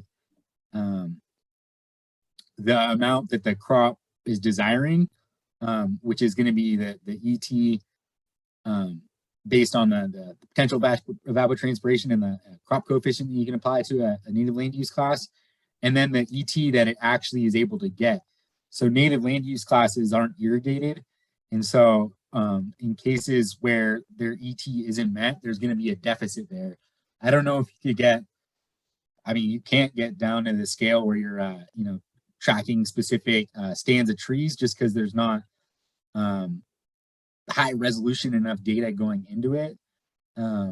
But we can kind of look on a global sense, like where we're seeing ET deficits basically, or I guess water deficits in amongst the native vegetation.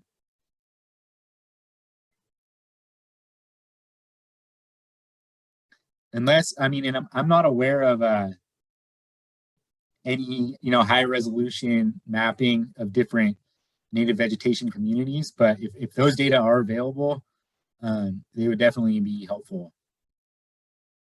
I think they'd be possible to figure out whether they've been done before or not. Okay, yeah, and again, we're driven by a pretty tight schedule too. So, but if those data are readily available, I should say, we'd like to include them if possible.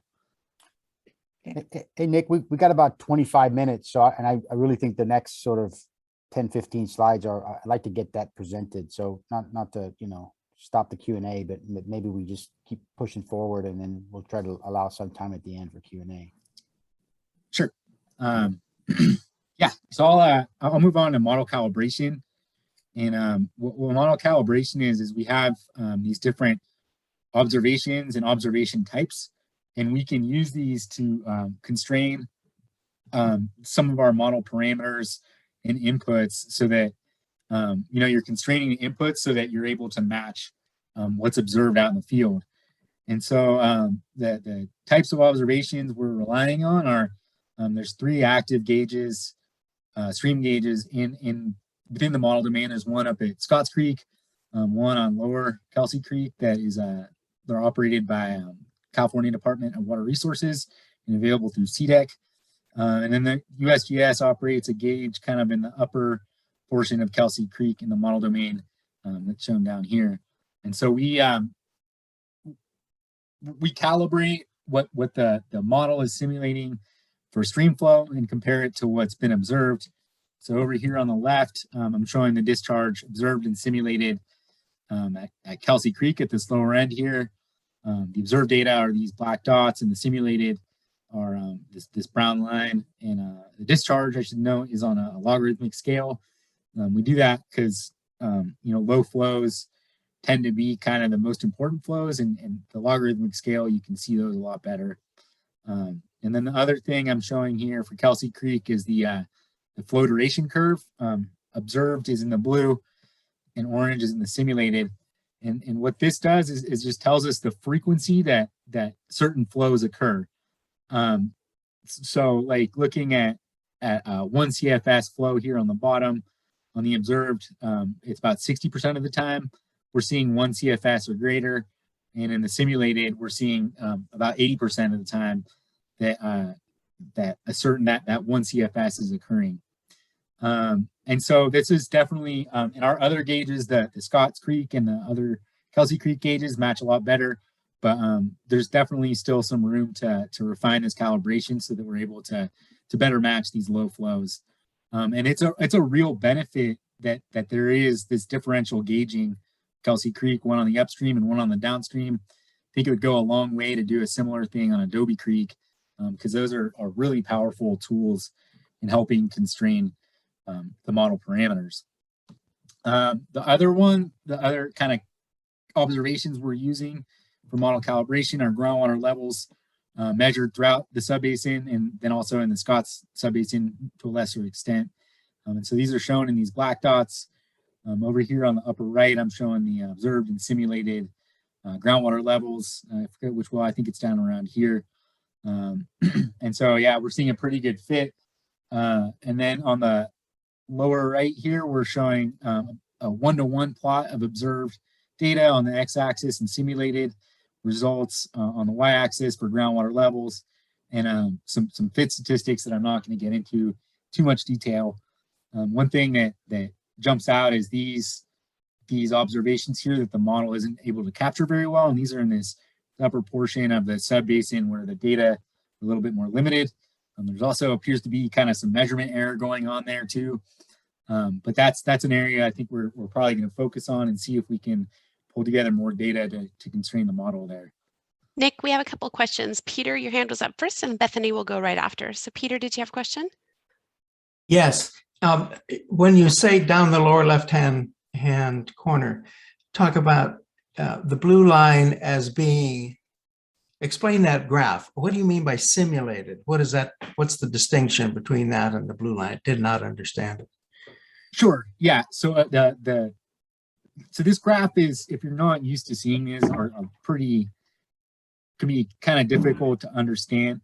But what it's saying is you rank all the different flows, and you're looking at the percent time that a certain flow is equaled or exceeded. So here, like 10 CFS, and these are observed measured data at this Kelsey Creek gauge. So we're seeing that this Kelsey Creek gauge has at least 10 CFS, you know, about 43% of the time, or no, I guess that's like 48% of the time. The simulated data is what the model is outputting for surface water discharge at this Kelsey Creek gauge. And so, you know, we can compare these two in terms of flow duration to see, like, hey, are we able to capture the general trends in these low flows? And so in our case, we have 10 CFS 60% of the time compared to observed. So we're over predicting these low flows to a certain extent. This is by no means like a bad fit in terms of a groundwater model calibration, but it can definitely, there's definitely some room for improvement. So what's the implication? What's the implication is basically that we're not simulating, and there's tons of measurement error too, but not tons, but there's, you know, these USGS gauges are plus or minus about 10% of total flow. But I mean, I think the implication is that this stream is losing, Kelsey Creek is losing water as it goes into this alluvial subbasin, and there's groundwater pumping and ET from native vegetation and crops going on. And we're not simulating that groundwater or that stream loss over this stream reach to the same extent as the observed data suggests that's happening. I want to pull Bethany into this too, because I think that she has some comments in the same realm. Thanks for being patient, Bethany. Yeah, so my question was, what is your estimation estimated uncertainty in the model results with regards to stream flow and groundwater levels?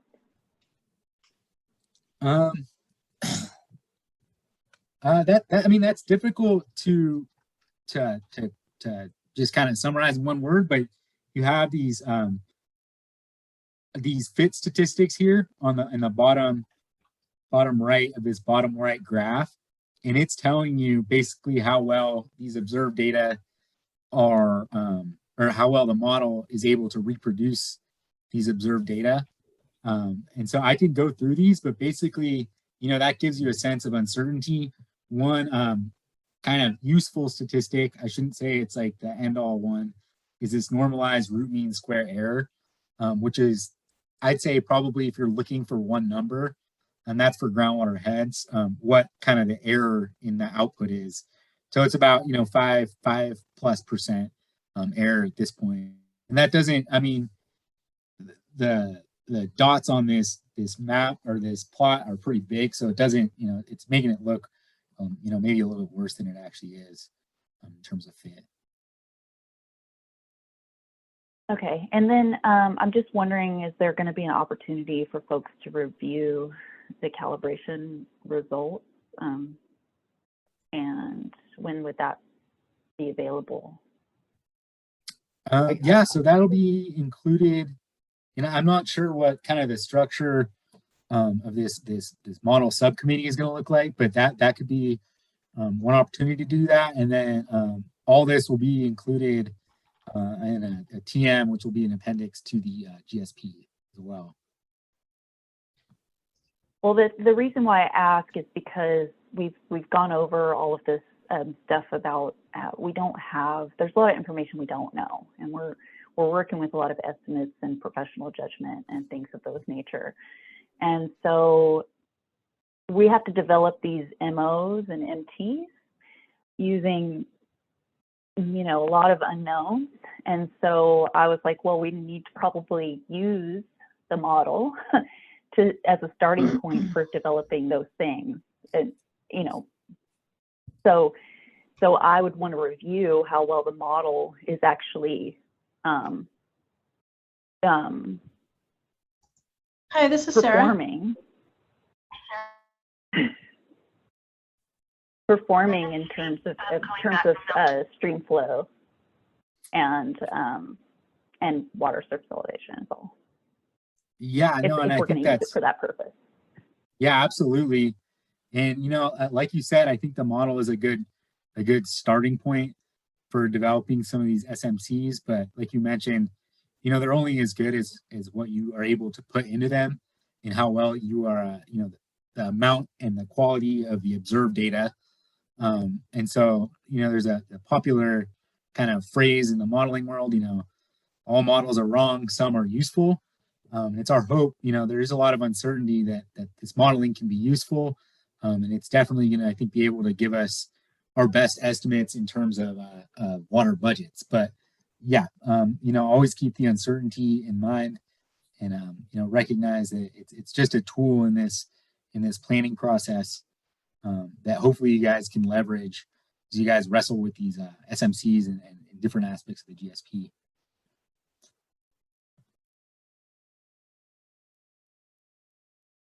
Can I make a comment? Go ahead, Sky.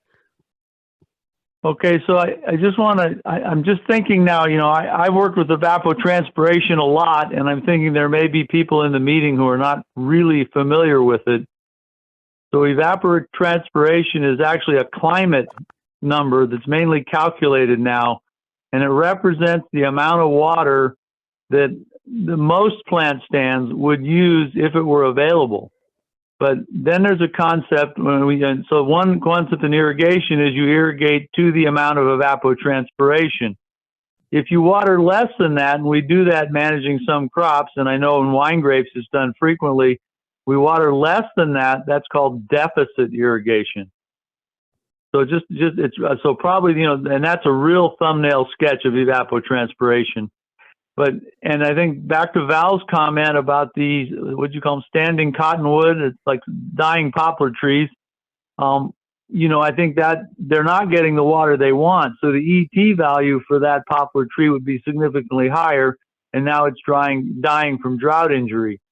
But I think I have thought a lot about riparian corridors and how this all plays into this discussion we're having. And to many people, this will seem like a reach maybe, but we did look at actually my co-host for the radio show went to the Hopkins fire, and we saw that the fire spread dramatically up the Russian River riparian corridor, and that was one of the main ways that fire spread. And I had previously thought how the riparian corridors, what we talk about fuel moisture content is what the CDF talks about, and that's how dried out the vegetation, the living vegetation, and the dead vegetation is. But I've often wondered what's the effect of the irrigation adjacent to the riparian corridors on that fuel moisture content.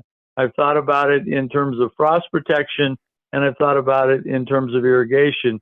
And I don't think the answers are obvious, and I don't know how you'd figure it out, but to maintain those riparian corridors in a less fire risk way would be an important goal.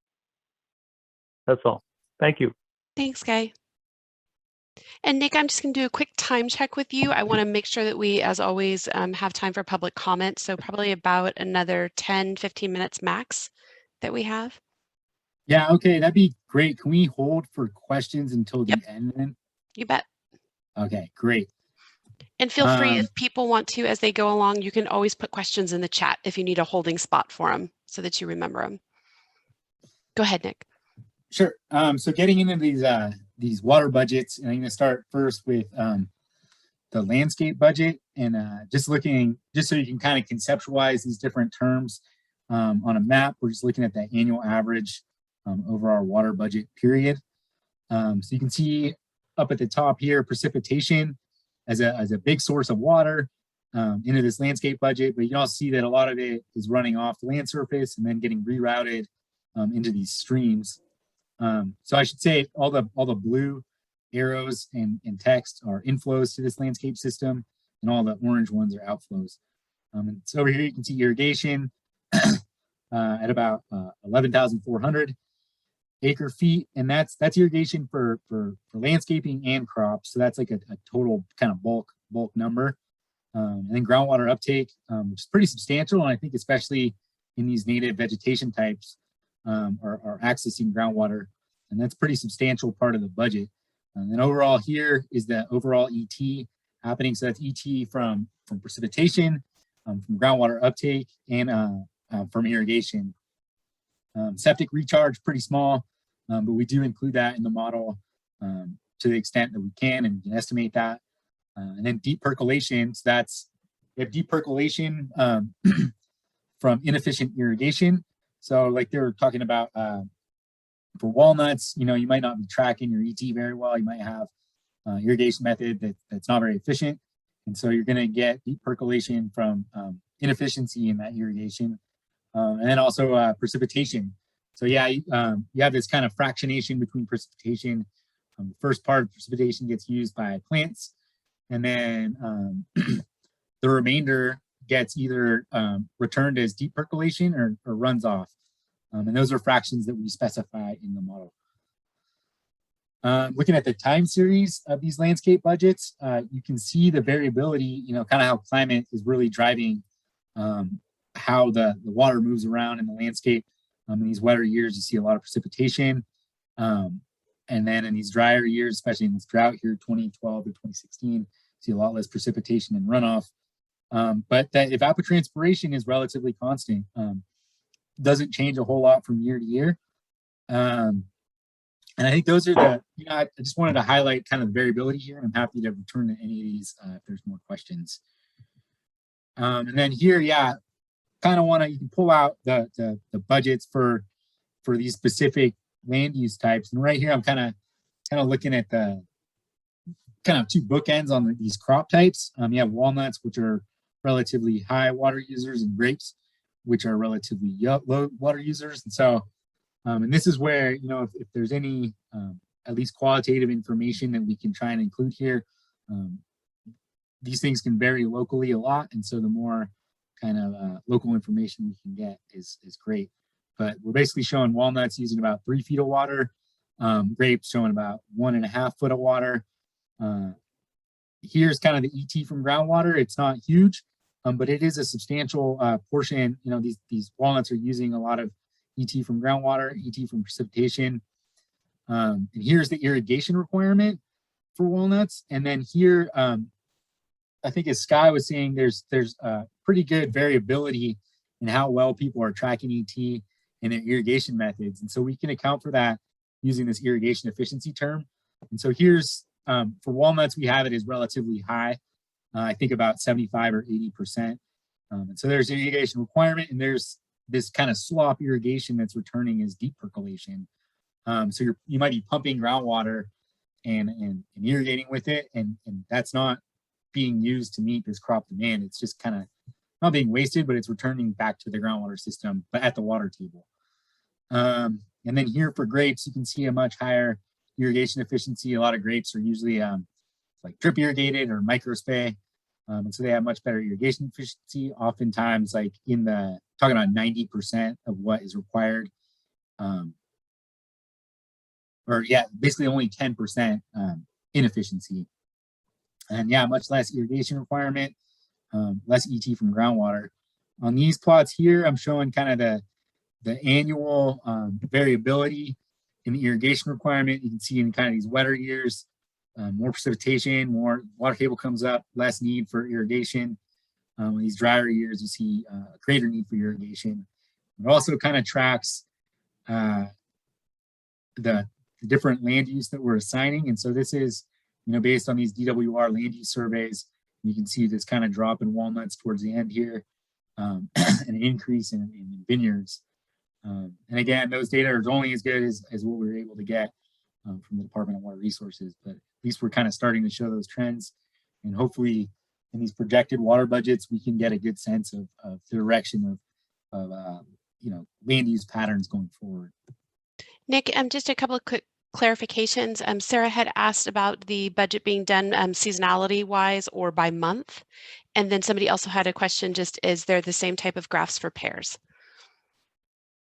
I do have graphs for pairs. I don't have them handy, but that's something, if I'm able to do another presentation or it's part of the this kind of modeling subgroup, definitely something I'm willing to share. I just wanted to kind of highlight the differences between these kind of major crop types. No worries. And then this just the landscape budget seasonality by season or by month. Yeah, we can provide those, and they're available monthly. It's not an annual calculation. Just trying to keep it so we're within the time frame here, but it's definitely something I'm willing to share if there's interest. Okay. And Sarah wanting to confirm what the acreage is of pears versus walnuts versus grapes. I don't know if that's something that Brenda might be able to supply or something that we already currently have. That's something we have from the DWR data.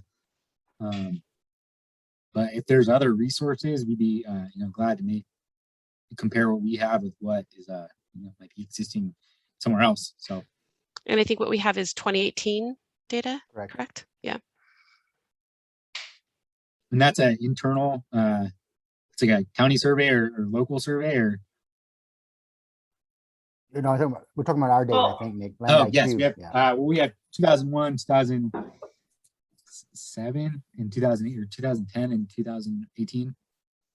So it changes over time. Yeah, little snapshots, but it's there.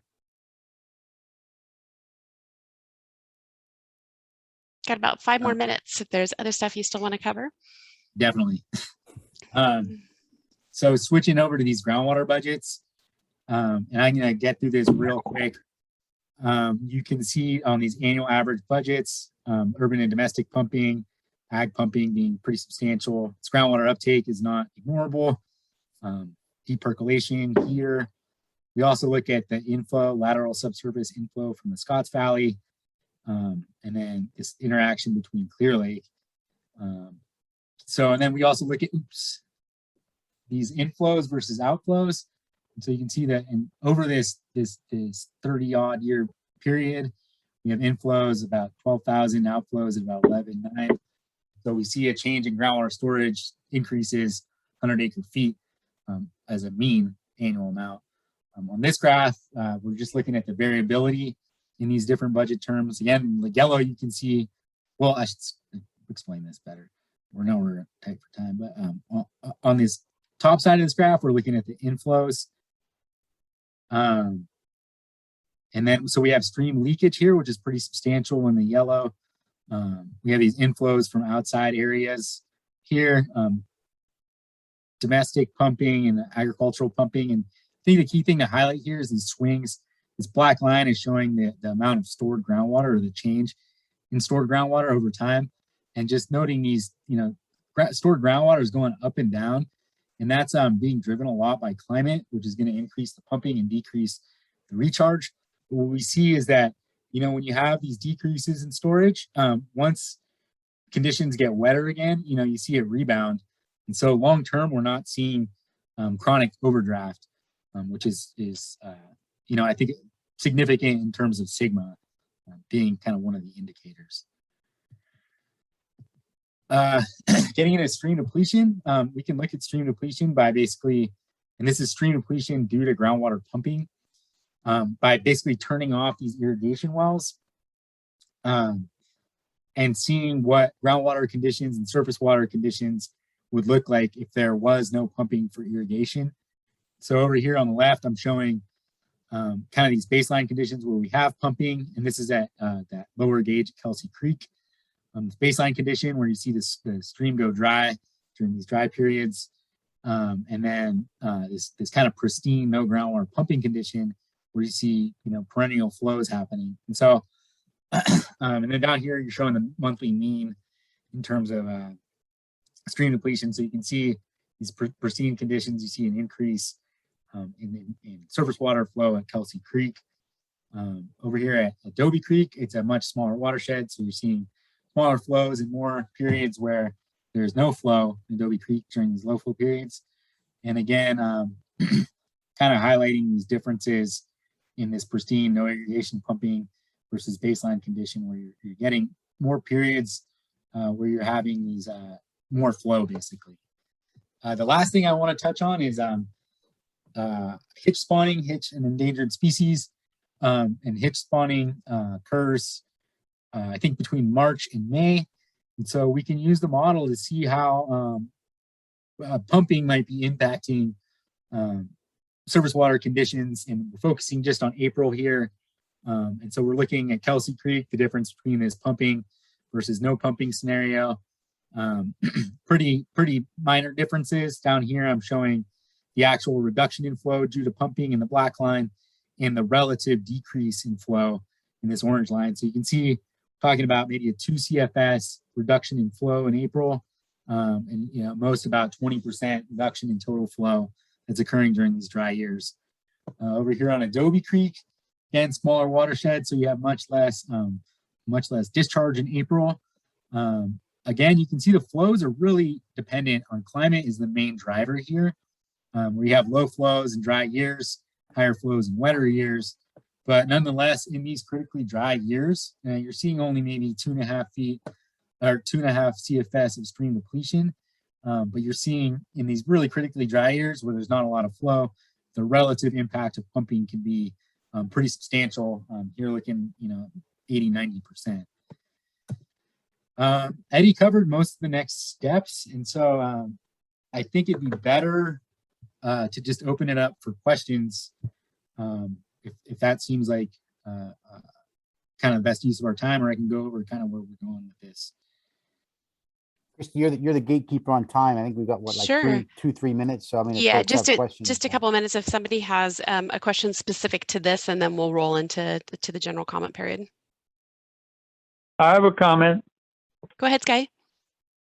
Okay, so I think you said that ET doesn't change much year to year. Is that true? You said that? Not, I mean, it does actually. If you look here, no, whoops, wrong budget. That's right. Yeah, I mean, you see some differences. Well, that here. is accepted wisdom. Yeah. But I wanted to point out, I don't know if you're aware of this, we have local specific ET information through the Western Weather Group for the Kelseyville station. We've got many years of it. And on a continuing basis, they evaluate, I believe on a weekly basis, the comparison of the ET to normal. And I think, and I haven't been, if I knew I was going to have this discussion, I would have been watching this closer. But if I casually looked at that, I've seen this year's up 25 to 35% over normal many, many weeks this year. But we do have, you know, local information at the Kelseyville station for a long time. And I don't know if David's still on the call. Is he in the meeting? Is David in the meeting now? You know, I'm not seeing him, Sky, and we have somebody. Okay, oh, well, okay. Yes, I'm on. Okay, great. Well, he's still on the advisory committee.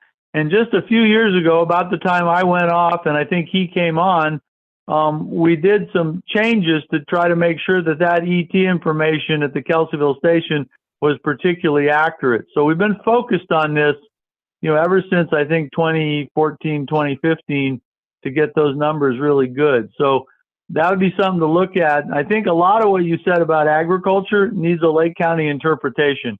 I think you were telling us mainly state wisdom. And I felt a lot of what you said was, I'm not going to say wrong, but it was incomplete. So anyway, that's for me. That's good. Yeah, and just to clarify, that is that reference ET you guys are measuring? Say that again. Is that you're measuring reference ET, potential evapotranspiration? You know, I'm not, the ETO so-called, I mean, I don't know, they calculate it. It's from Western Weather Group in the Lake County forecast, the agricultural weather forecast.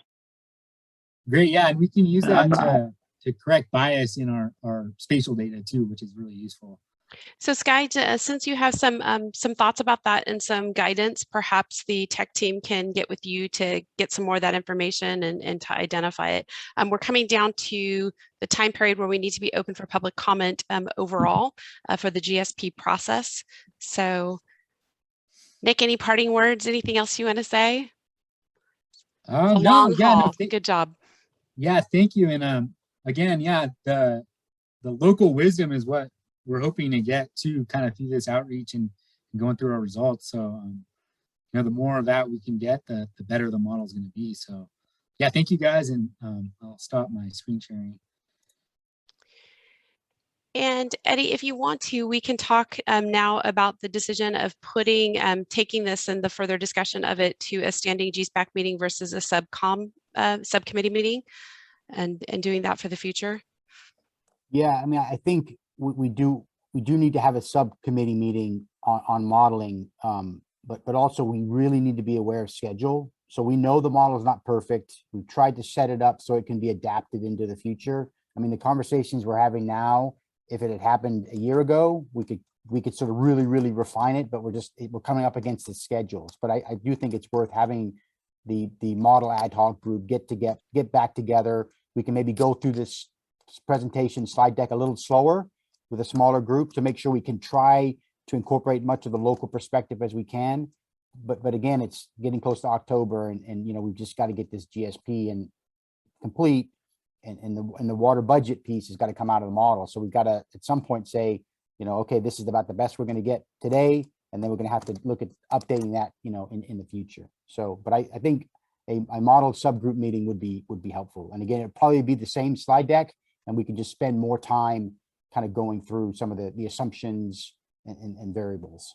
So hopefully, I don't know if that sounds good to the model ad hoc group, but I mean, that would be my what I would propose. So.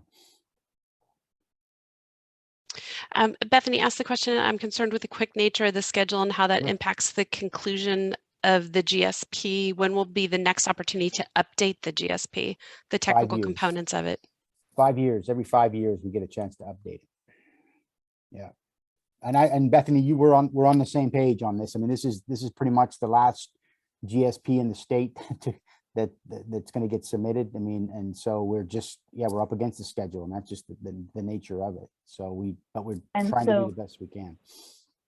I get it. And also, when that 5 years is up, is it going to be another thing where it's like, we have to get this done real quick, we better hurry up, or is it going to actually be Sure. more, have more time available to do Yeah. that? No, so I think once the GSP is submitted, I mean, we can start to, like, the AEM data, once that's available, that's going to be utilized to supplement the framework of the model. So I think we will have we will have time if it's sort of set up and sort of planned correctly, we can have a lot more time. Yeah. Okay. So if we move to the public comment period for our time together, and then we can follow up with just kind of what our next steps are, what are the next standing meetings, because we're going to have 2 in October, in addition to any subcommittee meetings that we have. And just to note that if there are any subcommittee meetings that are scheduled, all of those will be noticed on that landing page that has all the regular GSPAC meetings, and it also includes all of the dates and times, materials, agenda, and minutes for subcommittee meetings as well. Is there anybody who has joined us who has any public comments today?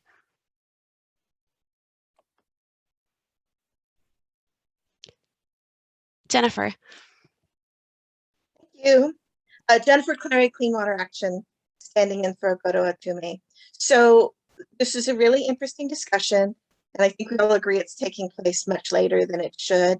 I heard a lot of great information, and I guess, so I have 2 things. One is, I believe that this basin is part of the Central Valley, maybe Sacramento Coalition of the Irrigated Lands Program. And one of the things that you're required to report under that program is your irrigation type as part of your nutrient summary report. So that would give you perhaps a little better information. It's aggregated by township, so you wouldn't be giving anything away, but at least you'd have some kind of breakdown. And then the second thing I would point out is, while you have to update your plan for DWR every 5 years, there's also an expectation that you're implementing your plan throughout that 5-year period. So you don't need to wait 5 years to improve your model. So I guess I assume that part of your plan is going to be your proposal for how the model is going to be updated. And I'm just wondering if that's going to be part of the draft that comes out in November. Sorry for so many questions. Yeah, no, I can address the second one as far as the model update time period. So let me just revise what I said. So every 5 years, we have to update the groundwater, the water budgets and provide those to DWR. So that's kind of what I mean by providing that information to DWR. The actual physical modifications, like I mentioned, the AEM data, once we get that, that's going to be really critical. The Irrigated Lands Program data, we can utilize that. When we first kind of got involved with this project, there was a discussion about, can we put together a fully integrated hydrologic model within a 6-month window? And there were some concerns about it. She said, well, look, let's capitalize on the resources we have. Let's get a baseline model developed that then can be used as a tool and be refined as we kind of move forward. So that's kind of the method that we're kind of following.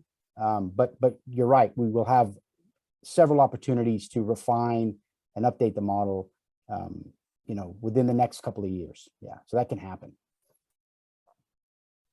So hopefully that addresses that last question. So, Jennifer, did that answer both of your questions sufficiently, or? Yeah, thank you. Yeah. I will ask as a sideline, is she officially in California now?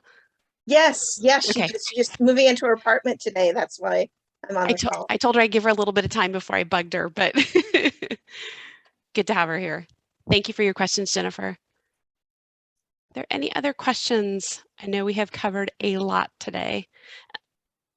While people are considering any questions that they might have, I also want to point out that we have an email address that we always accept any type of commentary, suggestions, or inputs from. Also, the other avenue to do it is we have an interested parties list and stay connected on the website, and we'll put those up in the chat so that you have the links, that you will get notifications of any type of meetings that we have, along with agendas, those type of things. So please, stay connected and let us know. We have public meetings coming up. We have a Board of Supervisors update coming up on October 5th, those type of things as well. Are there any other comments? questions?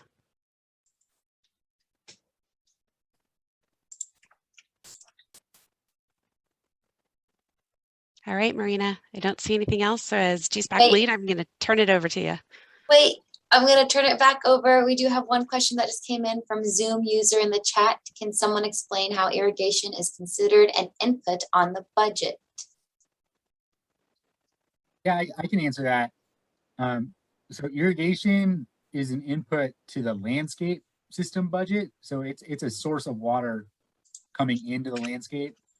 From the groundwater budget end of things, it's going to be, you know, if irrigation is triggering groundwater pumping, that's going to be an outflow from that term. So kind of an important distinction there that, you know, some of these systems, land surface system, groundwater system, surface water system, inflows to one might be an outflow to another. So yeah, that's a good question. And then Marina, should we have that Zoom user type their name in the chat? Is that important as well, so we can document who that question came from? Yeah, Zoom user, if you could please do that, that would be great, or feel free to speak up now. But with that being said, if we have no more questions, thank you all for joining us. We are early. It is I just turned 1:30, sorry.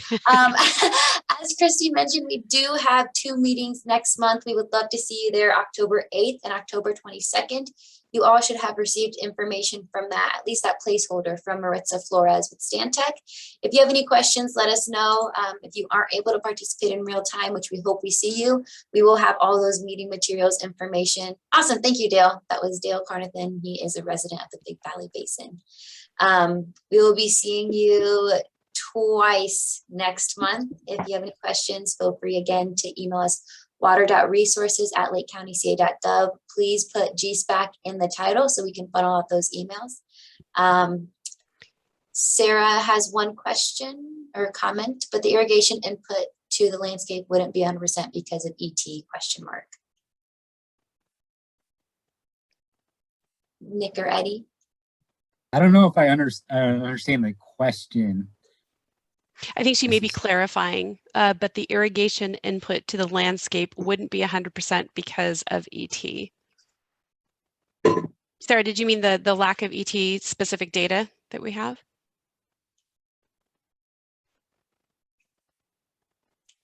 No, it just wouldn't be 100% because you'd lose some to evaporation.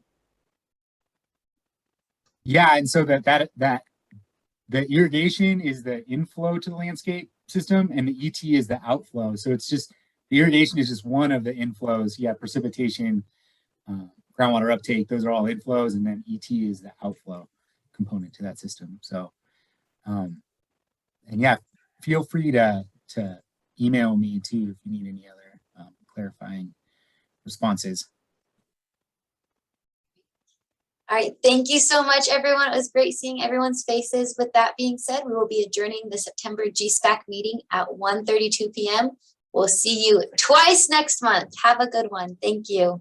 Thanks, everybody.